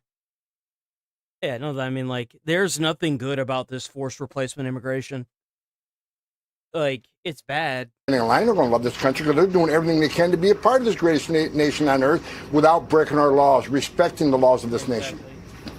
Tom, today, Angel families once again testified in front of a committee of Congress. It was Jessica Gorman, the mother of Sheridan Gorman, who gave testimony today. And here's a little. It's crazy to me whenever I hear these politicians cry about a lady that had her kids taken away, who was shot and killed for running over a federal agent. and another one that was committing violence and breaking the law with a gun, which, by the way, makes it a felony. I love hearing about the single people that nobody really gave a shit about and were obviously just bad actors to begin with, like Alex Peretti, them trying to claim that he was, an EMT or whatever, yet he had ended up getting fired or quit like months prior, and even his own parents said that he had gotten involved with the wrong crowd. Yet, you have the opposing side of this where you have fucking parents crying that they lost their children to these violent individuals that came into the country unvested. Like, I'm sorry, but if you fall off on the side where you're sitting there doing like this moral grandstanding while children are being systematically killed in your own country, you probably should just be in jail with the violent criminals that you keep letting out. What she had to say to those lawmakers. Why did protecting our American citizens stop being your first priority? I want an explanation, I need one, and I deserve one. This is the fourth time you had angel families. Thanks for telling me you don't care.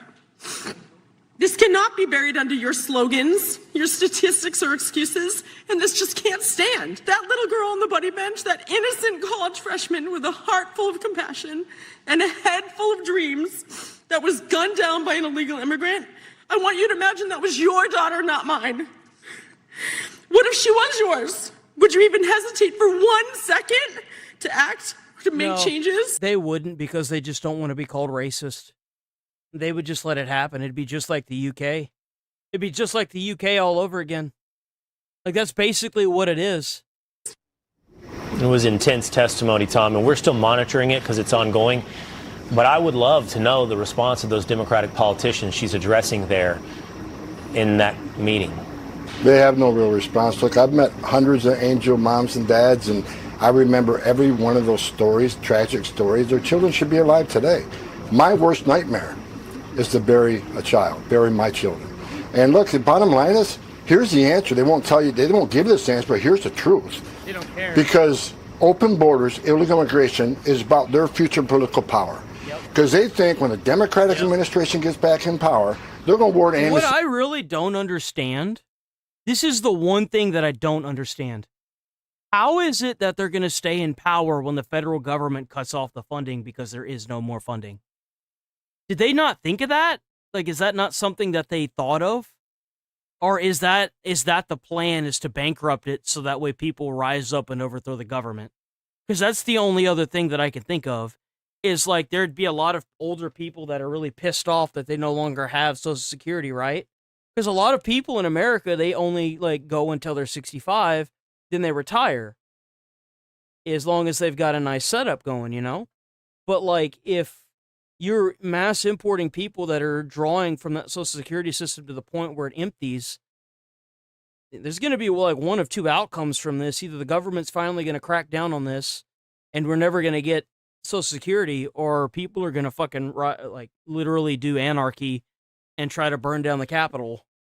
Like, there's only going to be two outcomes to this, and neither one of them look good. So they need to get their ass in gear. To millions of people who they think is going to be future Democratic voters. And remember, during the Biden administration, we had record amount of illegal immigration on the border. They also overturned the Trump census rule, where illegal aliens, millions of them, in sanctuary cities will be counted in the next census, which equals what? More seats in House for the Dems. They sold this country's safety and national security out for future political power. Because I can't think of another reason you would open that border up, let millions of people in this country illegally, and not want ICE to enforce immigration law. Even today, they're talking about abolishing ICE, not funding ICE and CBP. They sold this country out. They sold these American parents out for future political power. There is no other excuse. Yeah. No, that's exactly what it is, too. I don't think Tom Homan is wrong. I think he's just saying what everybody knows. And that's the sad part about it, is that they don't care about Americans. They're doing whatever they can to grandstand and allow these people to continue flooding the country. Like, you hear the pain in Jessica Gorman's voice today, Tom, and I know you said you've heard from... Like, think about how many people with cerebral palsy or like scoliosis that have crippling diseases that the parents are going to have to pay for out of pocket once the funding is drained. Think about that. Hundreds of these angel families is incredibly, incredibly sad. Tom Homan, thank you for being with us here today. We appreciate your time. Thank you, Will. All right. Be sure to like and subscribe for all the Fox News latest on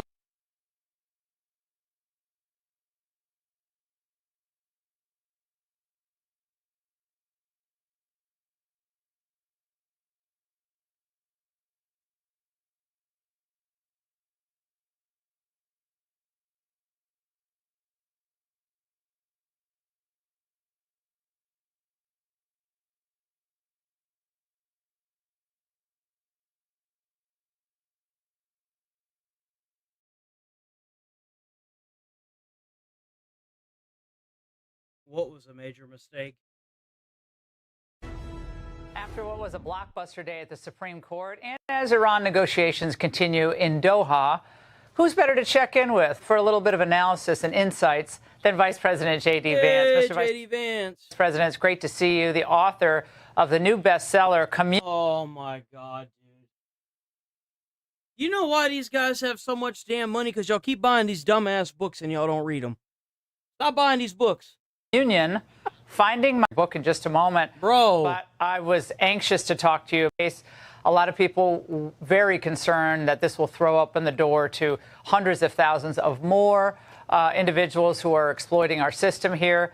What is the administration prepared to do to protect the country, and what can it do after this ruling?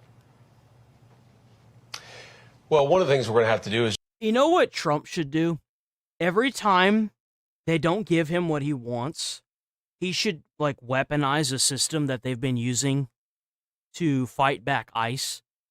Like he should talk to the FBI or the CIA and ask them to crack open a site where they're putting, like, ICE sightings in, right? And then they just weaponize the FBI to go and pick these people up that are on the site that are, like, constantly tracking ICE and just put them in a federal prison. Just give them, like, 10 years. And then whenever they're like, but you did this, and Trump can just be like, yeah, but you did this, so I did this. And he should do this every single time they don't pass one of his bills. Just every time they don't, just go and round up as many of them as you can and charge them with felonies so they can't vote and put them in prison. That's what you do every time. Just continue to enforce... Oh, what? You didn't pass my bill for birthright citizenship? Well, I'm going to use the Insurrection Act on California now. Have a good day. That's what he should do. Straight up. Every time they do this, oh, I guess I'm using the Insurrection Act on New York City now. Have a good day. The border, Laura. This is a very disappointing ruling. See how fast things don't change. We respect it, but we also think that it was a major, major mistake, as Justices Alito and Thomas pointed out. You know, one of the things that might invite, Laura, is people to come here quite literally on a vacation, give birth, and then all of a sudden the child and their family have the full benefits of American citizenship. It's just a preposterous ruling, and the absurdity of that outcome suggests why the Supreme Court should have went the other way. Now, I know a lot of conservatives, Laura, certainly the people that I'm talking to, that you're talking to, are... We don't hear the end of it from the loony left anyway, so what does it matter? They're going to cry about everything. Bro stubbed his toe and stepped on a Lego brick. We going to hear about it as to the reason why you got to let a violent, psychopathic freaking killer out onto the streets with gang tattoos. I don't care what they have to say. I have fine-tuned the option of tuning out. That's right. I am able to tune the noise out. It's quite a masterful skill. Disappointed in this. I do actually think there's a really big silver lining here, and that's the simple fact that a lot of legal experts expected this case to go the wrong direction by 7-2 or even 8-1. The fact that this case was a 5-4 decision effectively means that the concept of birthright citizenship, which is an absurdity to the 14th Amendment, that concept is hanging by a thread. And so what I take from that is, yes, by one boat. By one boat, bro. One freaking boat. We've got to fix the immigration system even more. We have to be That's exactly what I said, too. if they don't want to end birthright citizenship, then you need to start using more. You need to start using more radical decisions on how to get them out of the country and prevent them from being able to vote. If you can make it to where importing them is basically useless, they'll stop doing it. You need to attack the voter registration systems that these states have. You need to attack the no voter ID stuff. You need to do that. That's the only way. You have to make it effectively useless for them to mass import. More aware of who's coming into our country to make sure that they're not benefiting from this atrocious Supreme Court ruling. But it also means that we have to keep fighting, Laura, because we actually have an opportunity to reverse this decision, just as we've reversed so many bad decisions throughout the generations. Roger Severino, Mr. Vice President, argues that the president could change that original EO executive order and put restrictions on U.S. territories like the Northern Marianas Islands. They're very close to China, where there's a lot of birthright abuse going on, because the same protections perhaps don't apply to these territorial areas. What do you think about that idea? So I think it's a great idea. I saw that point from Roger Severino. We're certainly looking at that. We also have to look, Laura, at some congressional and statutory changes that we could make to make it harder for people to actually take advantage of. I hate to call it birthright citizenship. It's fundamentally a loophole that now exists in our immigration system that rewards illegal. That's exactly what it is, too, and he's absolutely right. He's absolutely right. This system is being abused like crazy. Aliens just because they have a baby in the United States while they're in our country. They don't illegally. even have to abolish this. They could just make it to where it's specifically for slavery, which is what it was originally made for. If they had just put one extra word in there, it would have changed the entire narrative of that amendment. That's the thing. If they had just stated it specifically what it was for, they would have completely ousted this loophole that they've been using to get into the country. It's all like this problem is so simplistic, but instead of just solving the problem, we are effectively going to lead an entire country into anarchy and death. Because nobody wants to reinterpret what it's for, when it was made, and why it was made. Because of two words. Freed slaves. That's it. Just two words. Two words. And we're allowing ourselves to be colonized like the Native Americans were. I think that loophole is going to cause a lot of problems. There are a number of things that we're already looking at in the administration, Laura, to try to close down that loophole. But fundamentally, what we're talking about is fixing a problem the Supreme Court created. We also want to look over the long term at undoing that problem to begin with, because, again, this was only a 5-4 decision. Laura, how many times did we hear people say that this was going to go 8-1 against the administration? We made some very compelling arguments. We have the better of the case. We've just got to keep fighting at this. And this drives home, Laura, why the midterms are so important, because it's the senators who ultimately vote on those Supreme Court justices. Imagine if one of the 5 justices who made a bad call today, if they left the Supreme Court. We want to make sure we get somebody good on there in the future. Yeah, well, you hail from the Senate, and so many of the Angle viewers want to understand what it is about these, 3 or 4 senators, sitting senators who are Republicans. What is it about the Save America Act that they disagree with so vehemently? Anything that actually helps out Americans, they'll disagree with. That's the truth. They will not. That's why, look, the reason why the Democrats aren't really trying to show face next to somebody like Hassan is because they kind of oust what they really want. They may very much, like, the Democrats may love Hassan, but they have to keep their distance from Hassan, because if you listen to what Hassan says, it's kind of like what the Democrats are trying to do. I mean, if you really think about it. Not move forward on legislation that its major provisions about 80% of the country favor, Mr. Vice President. I can already hear, well, where are the examples? He claims to be anti-American, pro-communist. In fact, he's In the past year, he's went over to communist Cuba, partied and until the lights burnt out, until the power went out, leaving people in hospitals with no way to get actual treatment. He's said, spill their red capitalist blood. I mean, I'd assume that you would know who that's towards. Like, he's quote unquote pro piracy and pro theft from stores. I mean, come on. What do you think Mamdami's doing in New York? He's defunding the police. What do you think's happening in California? They're defunding the police. Why are they defunding the police? Well, so that way people don't go to jail. Well, they don't go to jail when you steal from a store. What happens to the store? Store closes down. It's interesting how this entire effect goes full circle. It really is. And is there anything you all can do to try to bridge that gap, given how important that legislation is to protecting our elections and ultimately our citizenship?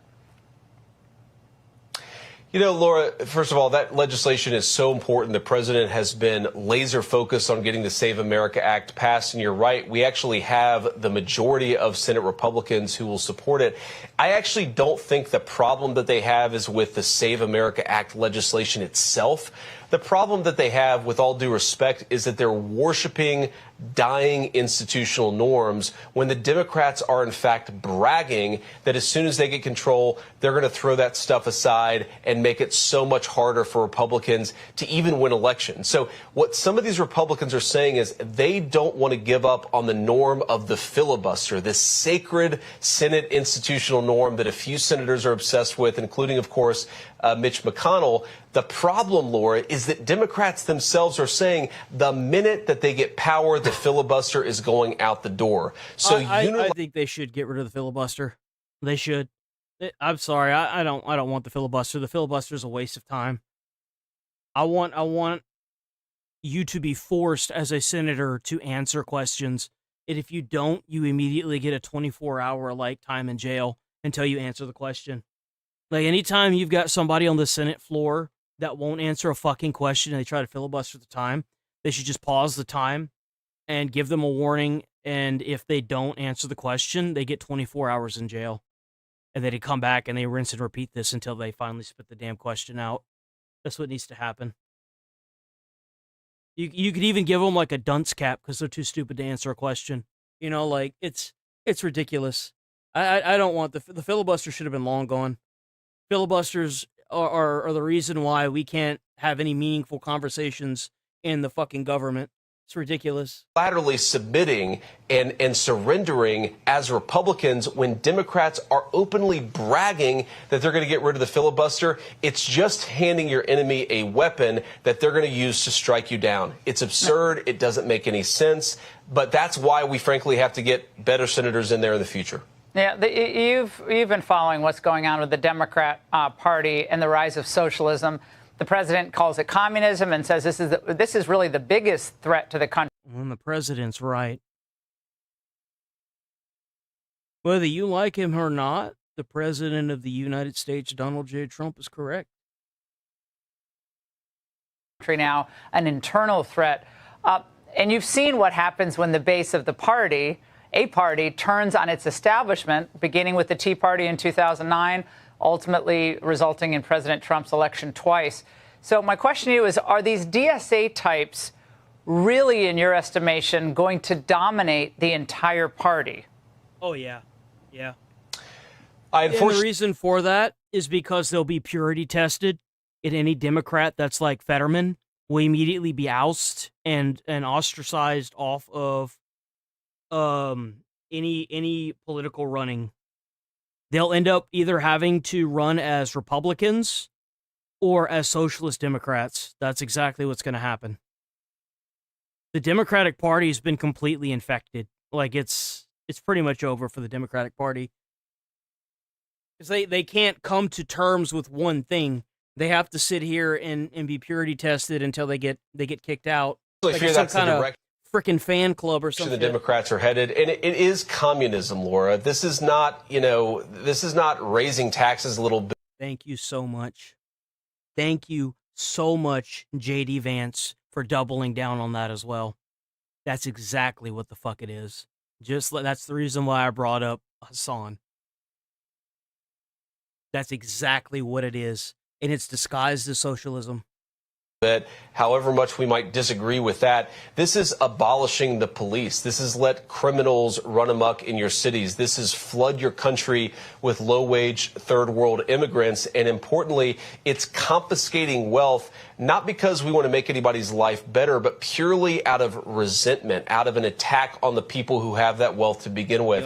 It really is something we haven't seen in the United States of America in the history of our politics. And Laura, I think you know why? Because we don't have any protections. Communism should be illegal in America, period. But it's not. It isn't in a place like China. Can't talk about like actual like freedom and stuff like that. They get your ass, send you to one of those rehabilitation camps. Actually is a consequence. Turn you into a non-dumb boy. The fact that the Democrat Party has become run by the universities and by the professors. This is not working class union Democrats. This is not socially conservative people who just want a fair shake at life. This is fundamentally a view that the United States is an evil country that must be dismantled from the ground and then built back up. That's communism at its core. And you see more and more momentum in that direction from the Democrat Party. Frankly, Laura, I would love it. And it's going to change. It will change as soon as they take hold of the entire Democratic Party. They're going to be stating more and more of their intentions. And you know why? You know why that is because they won at that point. And they know it. The thing is if you have people right now saying that this is a communist party, and you have all these sheeple that aren't listening, and eventually they take over the Democratic Party, what party do you think they're going to go to next? You think they're just going to stop with the Democratic Party? No. Of course not. Just like sheeple, though, they're going to show up and vote for whoever. If Democrats were willing, not that they are going to agree with Republicans all the time, but if they were willing to work with us on lowering housing prices, on lowering gas prices, on actually making the lives of American citizens better, we could have some real bipartisan compromise. That's not what they're talking about. They're talking about abolishing the police and letting criminals rule our cities. Exactly. That is a fundamental... You shouldn't even be able to run for any form of office if that's your goal, period. That is not America. That is some foreign third world country where anarchy rules. I don't want to live in that kind of country. Transformation in the Democrat Party. It's very bad for our country. It's bad for Democrats. And it just drives home why we have to keep these people from getting close to power. Yeah. Yes or no? Do you think Schumer and Jeffries ultimately survive this surge from the radicals? Depends on how long you're talking about. I think they'll survive for a couple of years, Laura, but in 5 years, people are going to look back at Hakeem Jeffries and Chuck Schumer, as shocking as this may sound, and they're going to say they were the reasonable moderates of the time. Yep. And he's absolutely fucking right, too. He's absolutely 1,000% right. DSA types, the far left, the communists have taken over that party. We know that Chuck Schumer and Hakeem Jeffries, their policies are pretty far out there. Compared to what's coming online in the modern Democratic Party, it's just going to get weirder and weirder and scarier and scarier. Oh, yeah, no, they're pushing forward some Democrat that has like a Nazi tattoo on his chest.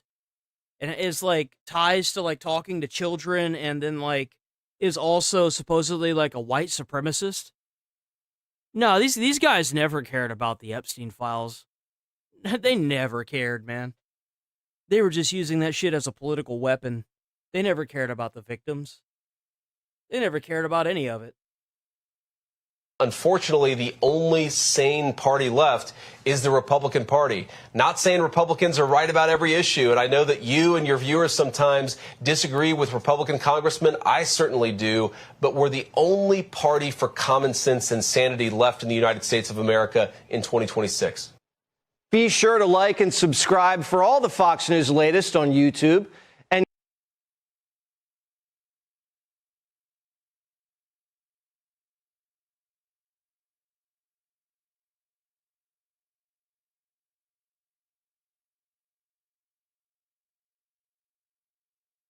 Deputy Chief of Staff for Policy and Homeland Security Advisor Stephen Miller says, Stephen, how'd you feel when you saw the decision come down? Well, I had two feelings. First, the fact that it was 5-4, so agonizingly close, just underscored that the legal community on the right and left has been so wrong for so many years, saying this was going to be a 9-0 ruling against President Trump. I think what was going to happen is that they are going to need another person in power like Trump. And if we get somebody like J.D. Vance or Marco Rubio, actually, no, Marco was born here, wasn't he? Yeah, I think Marco was born here. He should be able to. Was Marco Rubio born in America? Yeah, he was. Into office that doesn't have the baggage that Trump has, and they'll for sure be able to pass that. That Trump derangement syndrome, man, is something else. Especially if Marco Rubio becomes president, they're going to pass that shit no problem. Guaranteed. The heartbreaking part of this, they won't be able to call that president. They won't be able to call Marco Rubio racist. Thinking about what it means for America over the long term. Well, the short term and the long term. Look, President Trump won some massive, unprecedented victories with the Supreme Court. Do you think that their brains would liquefy if they had like a Hispanic man run for presidency as a Republican and win? Do you think it would like liquefy their brains? I feel like it would just like drip out of their nose at that point. Like the Haitian TPS ruling, the asylum ruling, the slaughter ruling, giving him unfettered authority to terminate federal bureaucrats. But this like not like a full-fledged like Hispanic person, right? Like somebody whose parents came here legally and then they like were born in America legally and it's entirely legal, right? Like that kind of Hispanic or Mexican, you know what I'm saying? A deep knife wound in the heart of the American Republic. Look, Jesse, I can step tomorrow onto the deck of a 747. It does not mean that I am the pilot of that plane and I'm qualified to fly it. Just physically being on U.S. soil does not make you a citizen or qualified to carry on or capable of executing the inheritance of this country. We have people from all over the world, from third world nations that on their own would have never invented. Democrats can kiss my ass if they think that I'm about to shun the American flag. Brother, we about to show you why we plug the flag on anything we conquer. You understand me? That flag is a symbol of your history. Don't ever forsake the American flag. There are too many Americans that died holding that flag on the battlefield and fighting for those colors. You don't ever alienate those colors. You don't ever alienate that flag. The wheel, let alone modern technology, let alone medicine, let alone air travel. And they can just come into the country, have a baby at a hospital, paid for by you and me, and then that baby's automatically a citizen. That baby can sit on a jury when he turns 18 and sit in judgment of you, and sit in judgment of me, and sit in judgment of our loved ones, can decide who our mayors are, our governors are, our presidents are. Citizenship means nothing if it is open to everyone. Yep. The idea that you can have a cruise ship filled with foreigners. The idea that because I'm a citizen, I don't get any benefits like the illegals or the immigrants that are being bussed in get. It's actually the opposite. Somehow we've managed to make this into the negative. Somehow it's worse being a citizen. It's more detrimental being a citizen in America than it is being an illegal or an immigrant. And they just dock at a port for an hour, and someone has a baby, Jesse. The baby's an American citizen. They can vote in every election for the rest of their lives. They can be living in a foreign country and cashing welfare checks from American citizens. Look, I know that some of the justices who worked on this, that's crazy. They think that they're so intelligent. There is no possible reading of the 14th Amendment that applies to foreigners with foreign loyalties, foreign citizenship, foreign obligations, foreign everything. It does whenever your narrative is replacement immigration. And here's another point. Here's a pretty good clue your constitutional interpretation is wrong. If your ruling requires you to suicide your civilization, your reading of the Constitution is wrong. President Grant... Even if you have something that's in the Constitution that permits this, remove it. Plain and simple, just remove it. That's how you fix it. It's called the amendment for a reason. It's meant to be amended. It's meant to be fixed. When was the last time we even added or took away from the amendment? You can easily change that. But instead, we've got a bunch of fucking... look at all these boomers. Man, most of these people are going to be dead in like 4 years. Look at how old these mugs are. Do you really expect to go to this court right here and expect them to even know how online ID works, how the internet works, how their fucking phone works? Like, I'm sorry, but if you're so damn old that you don't even know how a cell phone works, you don't know what a game is, it's one of the most like done hobbies in the entire freaking world. You don't know how the internet works.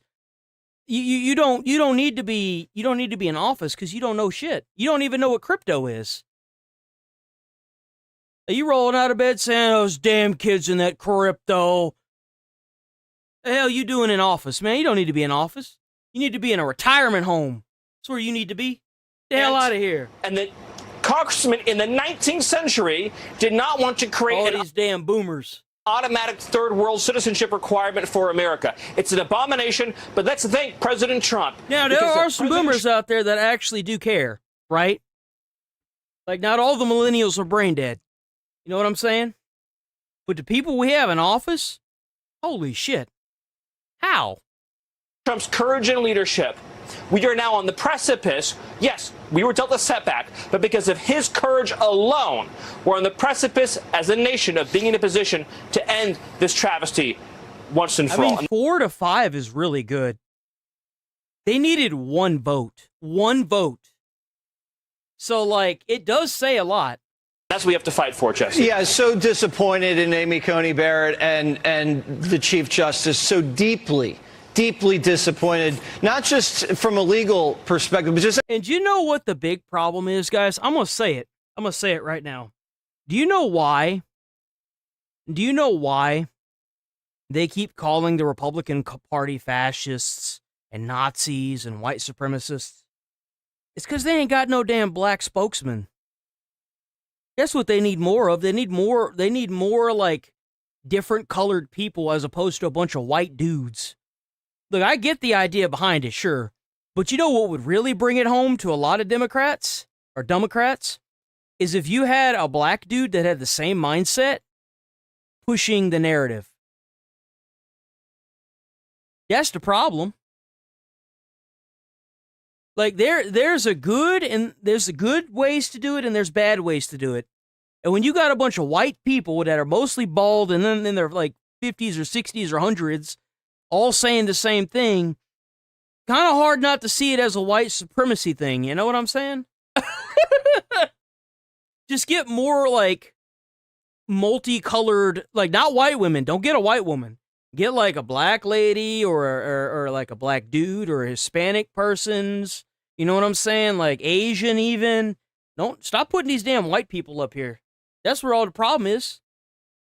So it's hard to call it like it's sacrilegious to call a black person racist in the Democrat culture. So like you defeat them at their own game effectively. You know what I'm saying?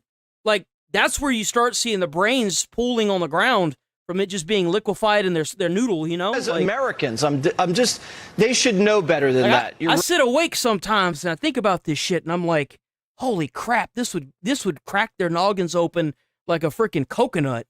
Like, this is great. Right. The weapon we have now, all the rulings favoring President Trump, but can we crack down on the birth tourism? Can we seal the border completely? Can we just massively ramp up the deportations? Because it's going to take a lot more to keep this country solid.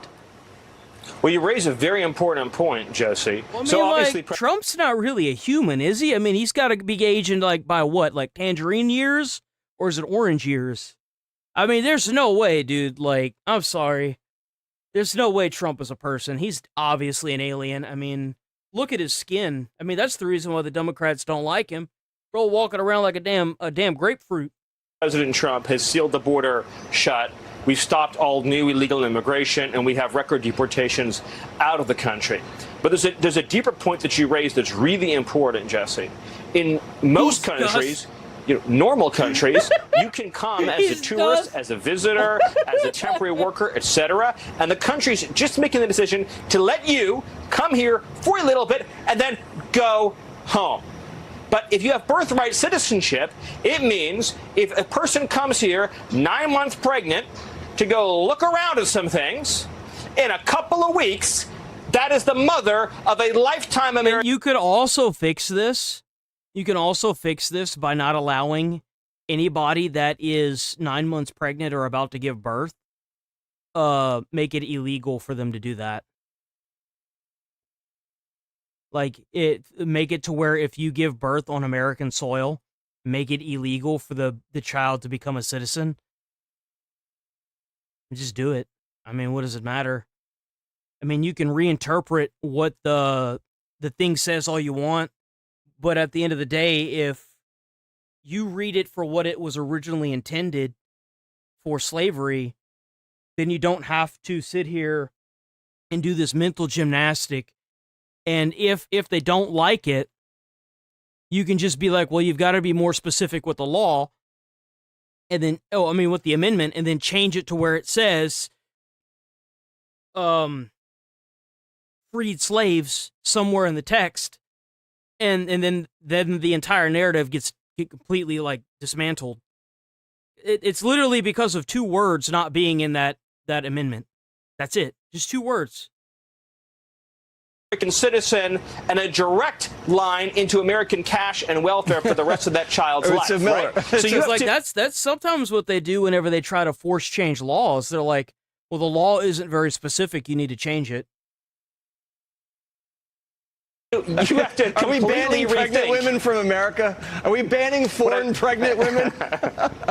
Well, what I'm saying, Jesse, is that you have to now think very carefully about who you let into your country, even on a temporary basis, because the possibility, as you said, for birth tourism, right? The idea that people come here just to have babies on American soil, and that baby gets to be a citizen for life. So you have mothers that come in fully pregnant, have a baby, go home, and again, that baby gets Medicaid, and that baby gets welfare, and that baby gets cash assistance, and can send, leave the baby with you. That is freaking crazy. A cousin, a relative, whatever, and then to send welfare checks back home. You can support a whole family in the third world. So yes, you can't have the kinds of immigration programs other countries have when you can just have a baby here, and now that child is an American citizen. So there's a lot of things we're going to have to take a hard look at, Jesse. Yeah, they can even get Trump accounts.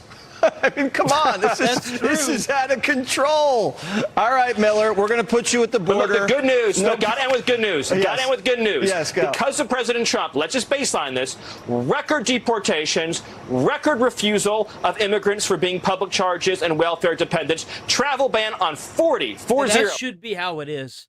If you're an immigrant or an illegal and you're trying to come into America to become dependent on the welfare stuff, we shouldn't accept you here. Like, that's just a fact of the matter. You shouldn't be here because you're just going to be a strain on the system, and we're already having enough trouble with the system as it is. We don't need more people taking out of it. Unless you've got, a job or, some kind of, facility that's willing to employ you, you shouldn't even be allowed in the country. 40 countries and massive... Or you can be allowed in the country, but you can't draw from welfare. Like, if you try to draw for welfare, they just give you, a one-way plane ticket back to where you came from. Complete total militarization and sealing of the southern border. That's happening right now. You're right. And public charge might include pregnant women. So let's think about that. Miller, good to see you. Be sure to like and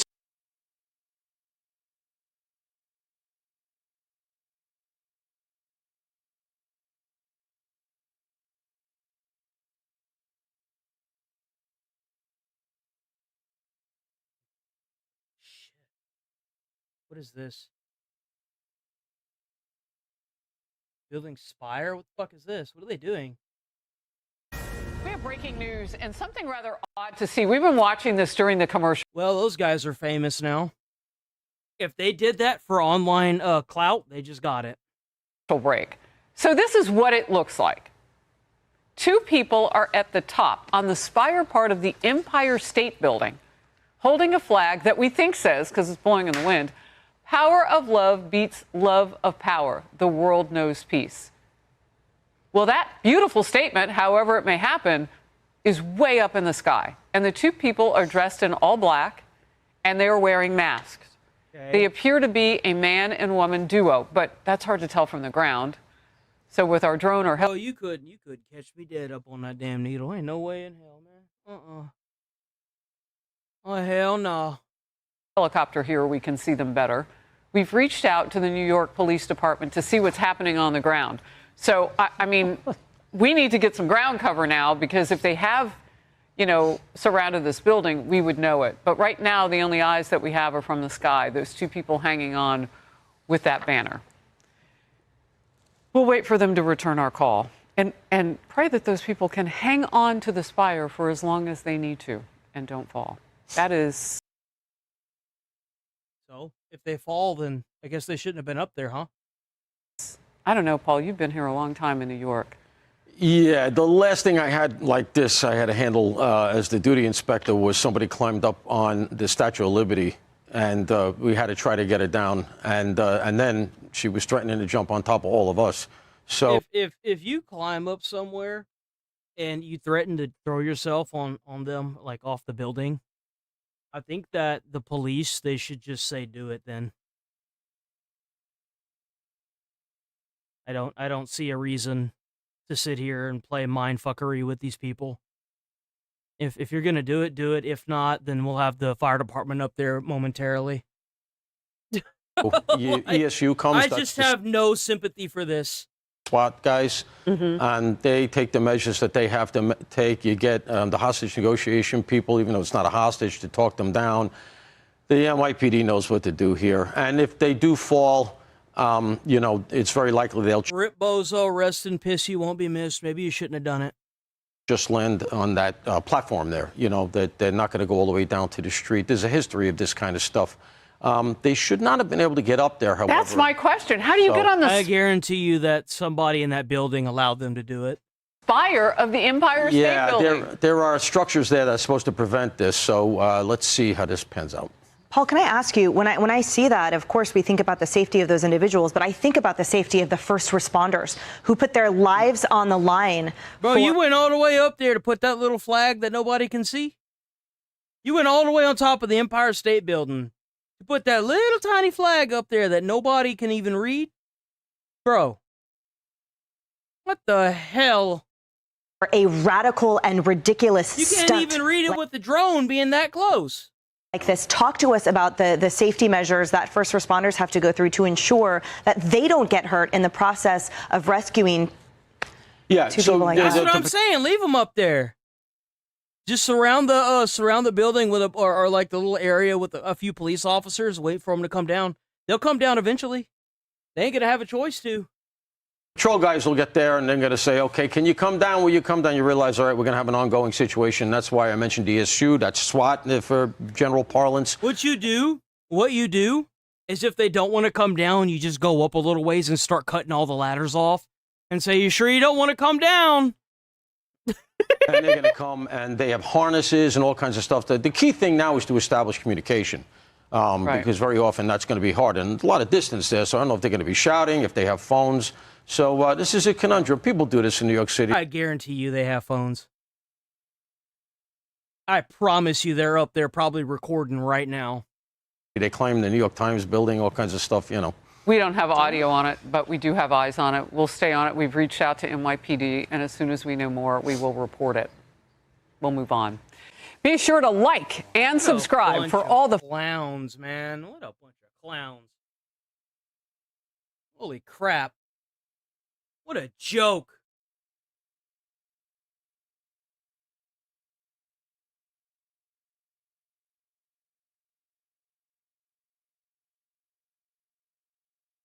Chief Foreign Correspondent. Probably be the last political thing that we look at. We're probably going to do a body cam video and then probably roll up out of here, honestly. I feel like shit.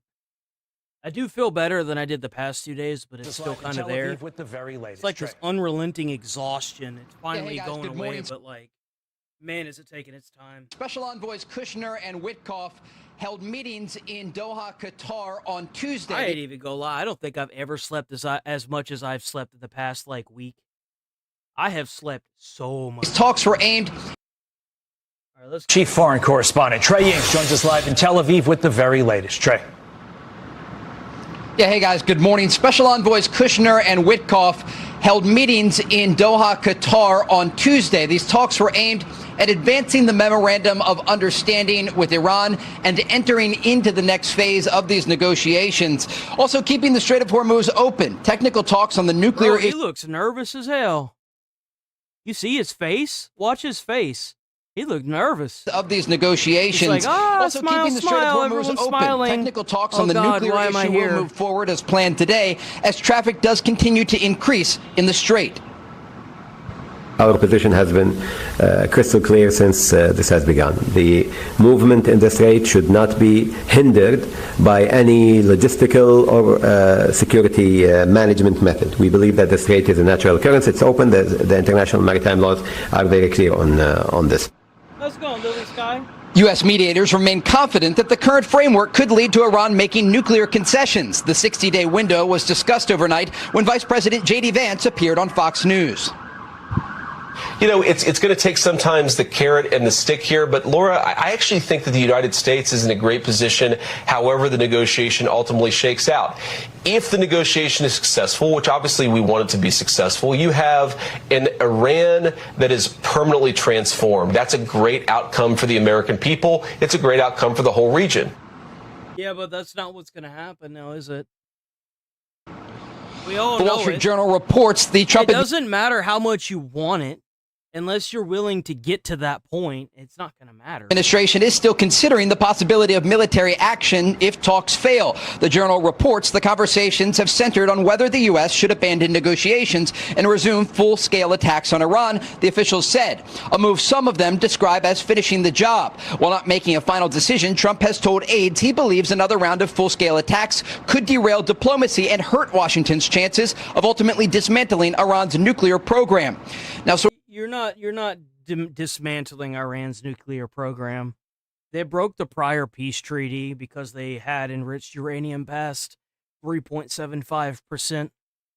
They were refusing to let the EAIA or some shit like that, whatever that organization is, from actually going in and doing an inspection. Like, you're not gonna make a deal with these guys, man. It's not gonna happen. Sources do tell they're just going to wait for the new president. Fox News the president prefers a diplomatic track here, but of course is keeping all options on the table to deal with the Islamic Republic. Guys? All right, noted. Trey Yingst live for us in Tel Aviv. Trey, thank you. Cooked they are. Cooked they are.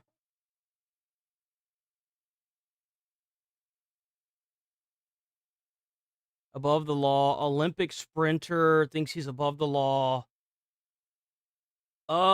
Maybe the Olympic sprinter? He's in the Olympics! He's Team USA! Miami Beach police officers in an active police scene are aggressively Why do people always seem to want to go to Miami and cause problems? approached by Frederick Curley, an American track and field silver and bronze medalist in the 2020 and 2024 Olympics. He approaches officers angrily due to his car being in their scene and him wanting to leave with his reality TV star girlfriend. Hey, stop! Stop! What the hell you doing, bro? You just over there pushing on cops. What the hell you think's gonna happen, man? What are you doing? What the hell? Bro, you can't run if you've got 7 cops tackling you. I don't know if you've ever heard about this thing called the survival instinct. What you gotta do is get on the other side of the cop and push him to run. Stupid. Stupid, dumb. Hey! Man. Ooh, we trying to run. We trying to run. Ooh, man. Please do not mess with him. They should break his legs, man. You messing with like the cop mafia now, man. You gotta break that dude's legs. I'm not even resisting. Put your hands behind your back. Okay, get over me first. That's not how this works. No. You don't just walk up and shove a police officer and then complain when they tackling your stupid ass to the ground. Like, what? Hold on. Yo, is this the world we really live in now? Why you You're pushing it! The fuck off! Stop!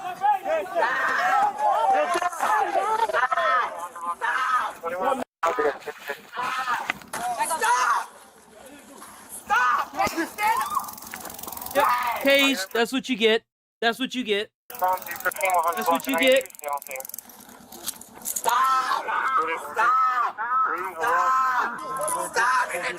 Oh my God, would somebody please shut this bitch up? Oh my God, do they need to have like a cop that just goes around and just like starts wrapping people's shit up with like duct tape? Just start wrapping her mouth up, dude. Oh my God, shut up. Go away.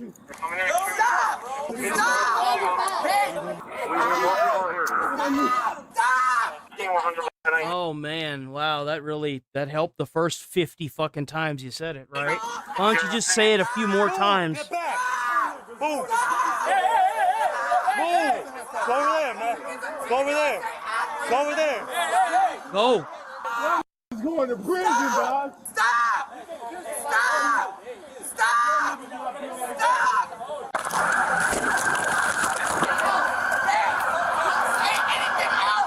Boss man, do me a favor. Get back in the street. Get back in the sidewalk. Hey, back up. Back up. Back up. Back up.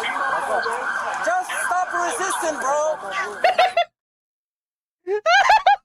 Yo, that's hilarious. These guys all know. They're like, dude, just stop. Just stop resisting, man. Just stop. Don't be dumb. Back up. Back up. Back up. Back up. Just stop resisting, bro. Bro doesn't even, bro's English is a second language. You over there saying the same thing that everybody else is saying. The whole internet screaming at this man to just stop resisting. We're cool. We're cool. We're cool. We're cool. Hey, give my phone, man. Get back. All right, get back. Get on the sidewalk. Get on the sidewalk. No, where's my phone? I don't know. Where's my phone? That's your problem, lady. Go away. Shoo. Get away. Step back over here. Step back over here, man. This is my man. I'm not leaving. Our car is right there. You're right there. Walking to our car. Our car is right there. Y'all not separating me from my man. You gotta make a scene so that way that man keep paying for her stuff. See, that's what the trick is, lady. Ladies, whenever y'all with somebody like this, y'all gotta make sure y'all make a scene, make it seem like you really care. That way he keep paying for all your stuff. Y'all think she's fucking around? She's not. She's being. Yeah, no, that's. There you go. You know, she's trying to make sure she keep collecting them checks. That's what she needs right there. That money. I'm diabetic. Oh God damn. Stop. You know what they should do? Police should be able to arrest you if you're trying to sit there and act like this, and they tell you to get back, and you sit there and you say you're diabetic. They should be able to arrest you, check out your medical records, and then if come to find out you're not a diabetic, it should be like an instant charge of like falsified documents or like they can come up with something. You know what I'm saying? Put them in jail for like a year for that. No, you're not doing this. He's a Team USA athlete, the Olympics. Chill. He's in the Olympics. He's in the Olympics. Yo, weak. Hey, you weak, homie? Hey, get the off me. He's in the Olympics. He's Team USA. Stop. That doesn't mean that you can't be held accountable for your stupidity. That's not how it works. Back up. Back up. Back up. Back up. Yeah, go. Shoot. Go. Go. Back up. Go. Get out of here. Hey, It shouldn't even be a crowd. Fuck off. Go away. This doesn't involve you. Sidewalk. Get on the car. I tried to get her. Get in the car. Let's go.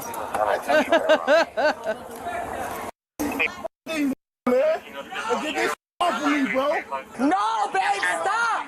He's a Team USA. Oh, bro, just fucking arrest her. Just arrest her, man. Just wait. I gotta go. I have to go. Hey, listen. Stay here. Yo, you already got this on me, bro. Relax, bro. Yo, relax. You going to jail. And you weak. The only person I see going to jail is the guy that's on the ground in handcuffs with a taser barb in him. Bro's got 2 new holes that it can get fucked. What you talking about? Hands on me, hit me in my fucking head. All y'all niggas weak, bro. I'm telling you, I got like, man, get the fuck off me, bro. I can't go nowhere. Shut the fuck up, bro. Man, you shut the fuck up, bro. You weak. Bro, get off my legs. I need my move your legs? Get the fuck on my legs. Stop moving your legs? Get the fuck on me. You gotta stop moving. Get off of me, bro. Y'all going to jail. Yo, whoa. Oh, look, she went around. She went around the building. She's trying to go through the other way, bro. Look at her. Yo, that's clever. I bet you think you're real cute with that one. Put her ass in jail. Handcuff her. Tase her. No, put her in jail. Put her in jail, please. Thank you so much. Thank you so much. You realize that this lady went around the building to another group of cops and proceeded to do the same thing she was doing on the other side? And this group of cops was like, "Nah, you're getting arrested." Please. I didn't do anything. Uh-huh. Why would you do that? Like, you realize that by doing this, you're putting your whole contract as like a TV star on the line? It's not worth it. This is just so stupid. This is so stupid.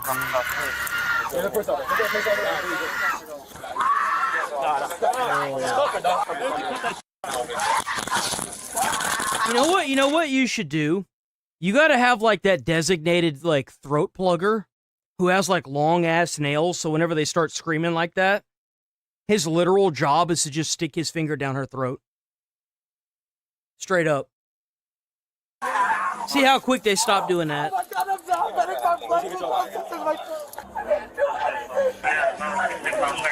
Oh my God! Oh my God! I'm in so much pain! Ow! Ow! Get up! I'm not going nowhere. Bro, this is tight around my wrist. It take 20. Y'all weak. It take 20. No, it takes 20 people to make sure that they don't kill some dumb idiot that won't stop resisting arrest. I mean, yeah, they could probably break your arms and put it behind your back, but then they need to have all these like women crying about this freaking guy that was resisting arrest to the point where they had to break his arms to put it behind his back. I mean, yeah, you can do that. You can punch them and knock them out while you're trying to arrest them, but then you'd have another liberal woman crying about that. I mean, hell, they even have body cams now where these violent criminals are getting tased, and for some odd fucking reason, there's still a liberal woman somewhere crying. I don't get it. It seems like you'll just never make them happy, huh? Oh my God, I didn't do anything. Y'all know I didn't. Yeah, you never do anything, huh? That's the kind of girl that you get that will never admit she's done anything wrong. She will lie long before she admits that she's done anything wrong.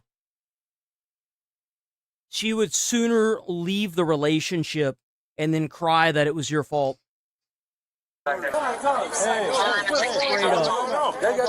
going on? They got her close.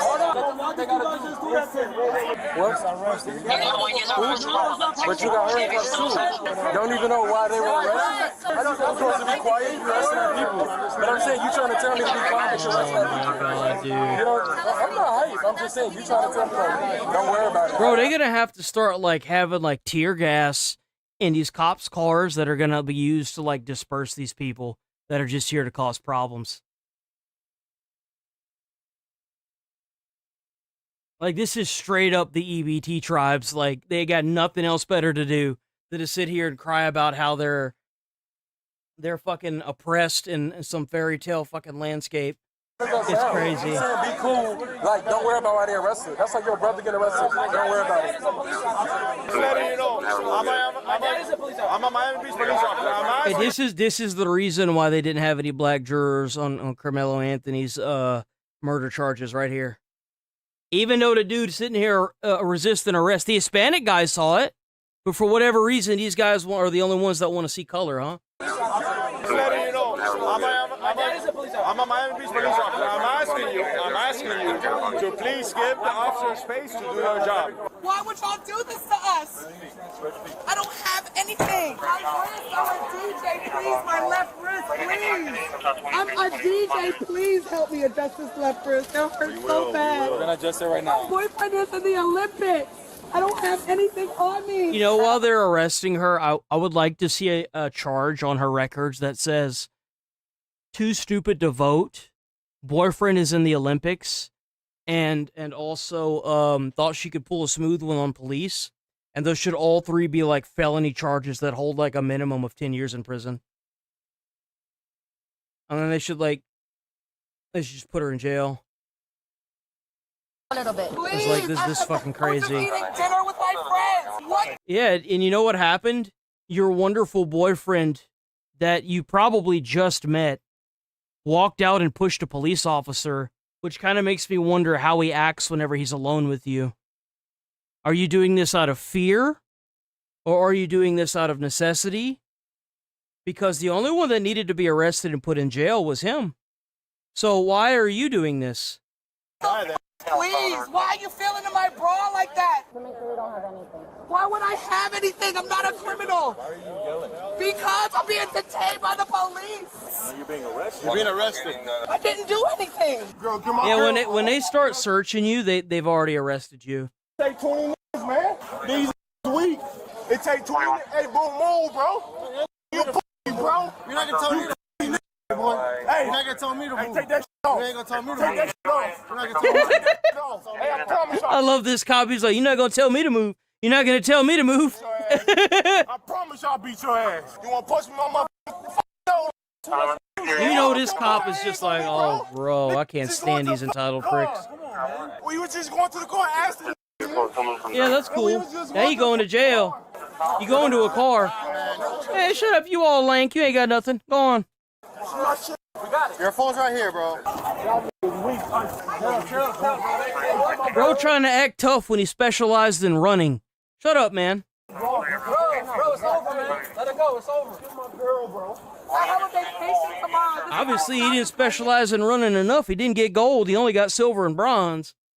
Did spec right. The Olympics. He's in the Olympics. He's a track star, 2-time medalist in the Olympics. But we already told you multiple times. Come back, right? Bro, that sounds just like the song.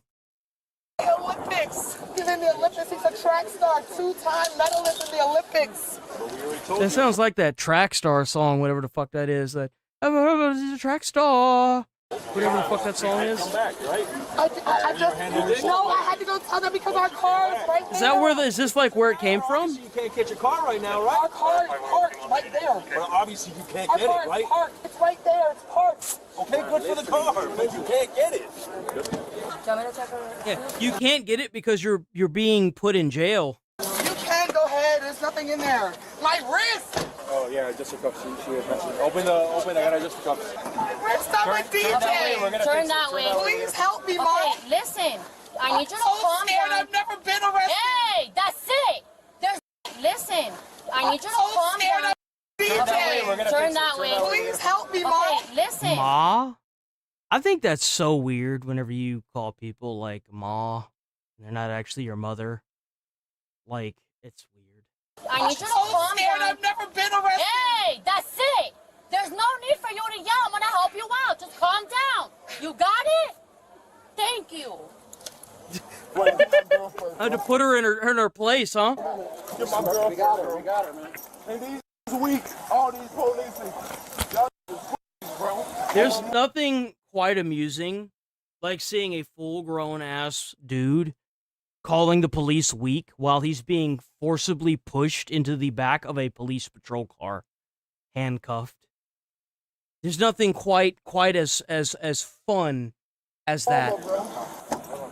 This guy is cooked. This guy is Where my phone at?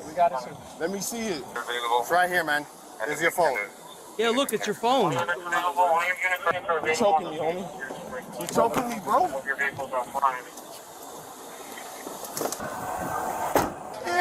I didn't even see that. Is it his like hoodie? Yeah, it's his hoodie. His hoodie's doing that. It hurts so bad. I didn't do anything. I'm not violent. Is that good? That's good? You're not. You may not be violent, but you're an annoying piss worm that should have just went away. But you didn't. Yes? No? Yes? Okay. Yeah, don't even. Just. Yep. No, you had your chance. You had your chance. I said black. She left. Went around the block. I'm sorry. Friend was identified as Cleo Rahman. She starred in the 2021 reality TV show Baddies, and she is also a DJ. I've never even seen this TV show. I have no idea what this is. This looks like crap anyway. Who goes by the name DJ Sky High Baby. She was arrested and charged with resisting without violence and is innocent unless proven guilty in a court of law. The officers who helped to get Curly under control suffered many injuries, including pain to the knee, left thumb swelling, scratches on the elbow and lower back, lacerations and bruising on the arms and knees, lacerations on elbows. That was a big dude. Like, being an Olympic runner is no joke. Like, that guy is pretty big. Swelling and more lacerations and redness to the knees. Curly was taken into custody and charged with battery on a police officer, resisting without violence, and disorderly conduct. While this incident took place in January 20... Resisting without violence? He's sitting here threatening the police, saying he's going to beat the hell out of it. What do you mean? That's pretty violent. Like, what is your definition of violent? Like, hello? 25, just 4 months later in May, Curly was arrested again and charged with so he couldn't even stay out of trouble. He got arrested again. For allegedly punching an ex-girlfriend of his. Oh, shit! What did I say? What did I say? Violence and disorderly conduct. While this incident took place in January 2025, I knew it. Later in May, Curly was arrested again and charged with battery for allegedly punching an ex-girlfriend. Oh, big fucking surprise. The guy that walks up and pushes a police officer punched an ex-girlfriend and is now going to jail for it. Wow, it's not like I said that earlier in the video. I mean, did I? Of his, who also big happens surprise. To be an Olympic athlete, Alicia Johnson. Frederick Curly. Oh, there you go. There's the different. I guess there you go, guys. Now you can stereotype this. So if it's another athlete, don't punch them. But if it's a TV reality star, she's used to it. Yes, he punched. Because you know damn good and well that he punched her. There's no way, dude. You can't convince me otherwise. A year after the original incident. And that ain't got not a damn thing to do with his skin color either. That he's a highly aggressive, traded person, and you can tell based on how he acted with those cops. Even when he was on the ground, he was threatening them. Nah, man. 26. Prosecutors dropped both cases after Curly agreed to take a course in anger management. He was then released back into the public. Why? That's just a terrible idea. Like, what? That is crazy. Well, I feel like shit. I'm tired, guys. I'm probably going to finish up the stream, and then I'm going to finish up the videos that I need to post, and then I'm probably just going to go to bed, because I am so cooked. I am very cooked. As soon as this F's off, we're going to go back to, like, the normal streaming times, but, like, let's go.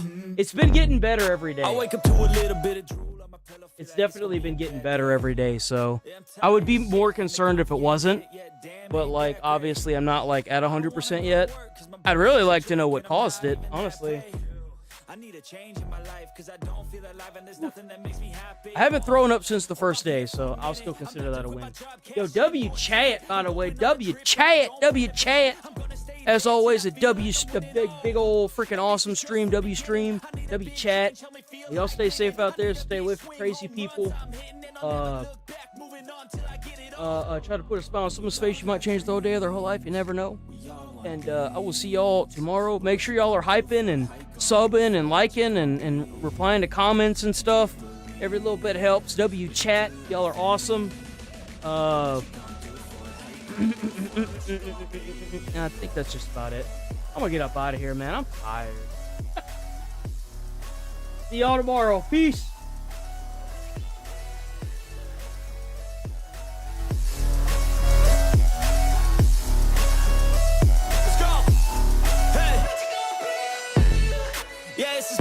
My strife, my right to fight, to die on. And this is my game to play, to claim a brand new name, oh. And I ain't gonna lie to you, I'm a bit nervous that I might screw everything up that I've